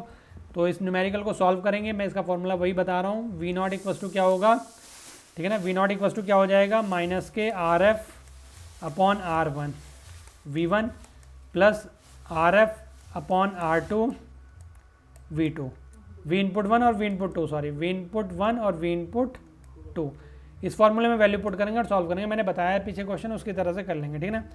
नेक्स्ट क्वेश्चन क्या है, ये क्वेश्चन नंबर 6 है, explain the transition and diffusion capacitance. तो आपको PN जंक्शन डायोड तुमने पढ़ ही रखा होगा, PN जंक्शन डायोड की वर्किंग भी पढ़ लेना फॉरवर्ड में और रिवर्स में। तो जब हम उसको रिवर्स में यूज़ करते हैं तो वो ट्रांजिशन कैपेसिटेंस की तरह वर्क करता है, जब फॉरवर्ड में यूज़ करते हैं तो वो डिफ्यूजन कैपेसिटेंस की तरह वर्क करता है। इसको डिटेल में पढ़ लेंगे, वीडियो बहुत लंबा हो चुका है, ठीक है, वीडियो देख लेंगे, मैं ज़्यादा लंबा वीडियो नहीं करना चाह रहा हूँ, ठीक है ना। कैपेसिटर जो है ना ये देख लेंगे, उसमें वीडियो मैंने समझा रखा है, प्लेलिस्ट में नीचे डिस्क्रिप्शन में प्रोवाइड कराई रहा हूँ। ये जो है bipolar NPN bipolar junction transistor है BJT का, इसकी वर्किंग मैंने डिटेल में बता रखी है, उस वीडियो में देख लेंगे, ठीक है ना, क्लियर। उसके बाद मैं बात करता हूँ लास्ट जो क्वेश्चन है 7, उसका पहला है टनल डायोड और LED, ठीक है। तो टनल डायोड में क्या है, टनल डायोड और LED दोनों एक्सप्लेन करने हैं। तो टनल डायोड हमारा हैविली डोप डायोड होता है, यानी कि इसमें जो डोपिंग होती है वो 1000 टाइम्स ग्रेटर होती है सिंपल डायोड से, ये इसका सर्किट सिंबल है, ठीक है ना। वर्किंग मैंने बताई दी है यहाँ पर, ये टनलिंग इफेक्ट जो होता है मैंने पढ़ लेना है, इसको वीडियो में डिटेल से बताई ना, और ये इसकी कैरेक्टरिस्टिक्स की जरूर प्रैक्टिस कर लेना बनाने की। स्टूडेंट्स क्या करते हैं ना, इस कैरेक्टरिस्टिक्स में ये कर देते हैं कि जो कैरेक्टरिस्टिक्स है यहाँ से इस तरह से घुमा दी, इस तरह से कहीं को भी घुमा दी, या फिर ऐसे कर देंगे यूँ और घुमा देंगे, नहीं, ठीक है। और इसमें यहाँ से यहाँ तक ये टनलिंग, मतलब स्टार्टिंग में माइनर, मतलब स्टार्टिंग में करंट फ्लो हो जाता है टनलिंग की वजह से, फिर उसके बाद ये नेगेटिव रेसिस्टेंस वाली कंडीशन आती है, फिर उसके बाद नॉर्मल डायोड की तरह इसमें करंट फ्लो होना स्टार्ट हो जाता है। ये तीनों पॉइंट यहाँ पर लिखे हुए हैं, ठीक है ना, इनके अकॉर्डिंग कर लेंगे, पढ़ लेंगे। फिर LED क्या है, हमारा फॉरवर्ड बाइसिंग में वर्क करती है, सबसे पहली चीज़। दूसरी चीज़ मटेरियल में हम इसको 2 मटेरियल यूज़ करके बनाते हैं, चाहे गैलियम फॉस्फोरस हो, गैलियम आर्सेनिक हो, गैलियम आर्सेनाइड हो, ठीक है। सिलिकॉन और जर्मीनियम हम यूज़ नहीं करते हैं। इलेक्ट्रोल्यूमिनेसेंस प्रिंसिपल पे वर्क करती है, ये इसका डायग्राम हो गया, प्रिंसिपल जो है यहाँ पर दिया हुआ है, ये इसका डायग्राम है। फॉरवर्ड बाइसिंग में वर्क करती है, मैंने बता दिया है। तो जब हमारे जो इलेक्ट्रॉन्स रिकम्बाइन हो रहे होते हैं होल्स के साथ, तो वो अपनी एनर्जी को, एक्स्ट्रा एनर्जी को फोटॉन्स के फॉर्म में बाहर एमिट कर देते हैं, लाइट के फॉर्म में बाहर एमिट कर देते हैं। नेक्स्ट जो इसका B है, उसमें CMRR और स्लू रेट। CMRR और स्लू रेट में बहुत बार बता ही चुका हूँ, बहुत इंपॉर्टेंट है। CMRR क्या है, गेन होता है हमारा, डिफरेंशियल गेन, मतलब रेशियो होता है differential gain to common mode gain. इस पर मैंने न्यूमेरिकल भी बताया, अगर DB में पूछे तो 20 लॉग से मल्टीप्लाई कर देते हैं, सिंपल। CMRR जो है वो आइडियल ऑप एम्प के लिए इनफाइनाइट होता है, लेकिन प्रैक्टिकली अगर देखें तो अप्रॉक्सीमेट 90 dB होता है। स्लू रेट क्या होता है हमारा, स्लू रेट एक्चुअल में होता है कि maximum rate of change in output per unit time, यानी कि पर यूनिट टाइम में आउटपुट में जो मैक्सिमम रेट ऑफ चेंज होता है वही हमारा क्या होता है, स्लू रेट होता है। उसका ये फॉर्मूला है simple, rate of change of in output voltage per unit time, यानी कि जो आउटपुट टाइम में चेंज हो रहा है वो वोल्ट पर माइक्रो सेकेंड इसकी क्या हो जाती है, यूनिट हो जाती है, ठीक है ना स्टूडेंट्स। तो आई होप आपको वीडियो बहुत पसंद आया होगा, पसंद आया तो लाइक ज़रूर करें और कमेंट करके जरूर बताएं वीडियो कैसा लगा। और हाँ, एग्जाम के बाद जरूर कमेंट करके बताएंगे कि कैसा हुआ पेपर और इससे कितना तुम्हें मिला और कैसा मिला, ठीक है ना स्टूडेंट। चलिए, तो आज के लिए इतना ही काफ़ी। Best of luck for your exam. बहुत अच्छे से पेपर करेंगे, आराम से पेपर करेंगे, रिलैक्स होकर पेपर करेंगे। मैं वही बातें बोल रहा हूँ, क्वेश्चन के मार्क्स के अकॉर्डिंग उसको अटैम्प्ट करेंगे, ठीक है ना। प्रेशर नहीं लेना है, बिल्कुल प्रेशर फ्री वर्क करेंगे, ठीक है। चलिए, आज के लिए इतना ही काफ़ी। मिलता हूँ मैं फिर पेपर के एनालाइज करेंगे पेपर को कल, मतलब पेपर के इवनिंग में मैं फिर आपको मिलूँगा, ठीक है ना। चलिए, आज के लिए इतना ही काफ़ी। ओके।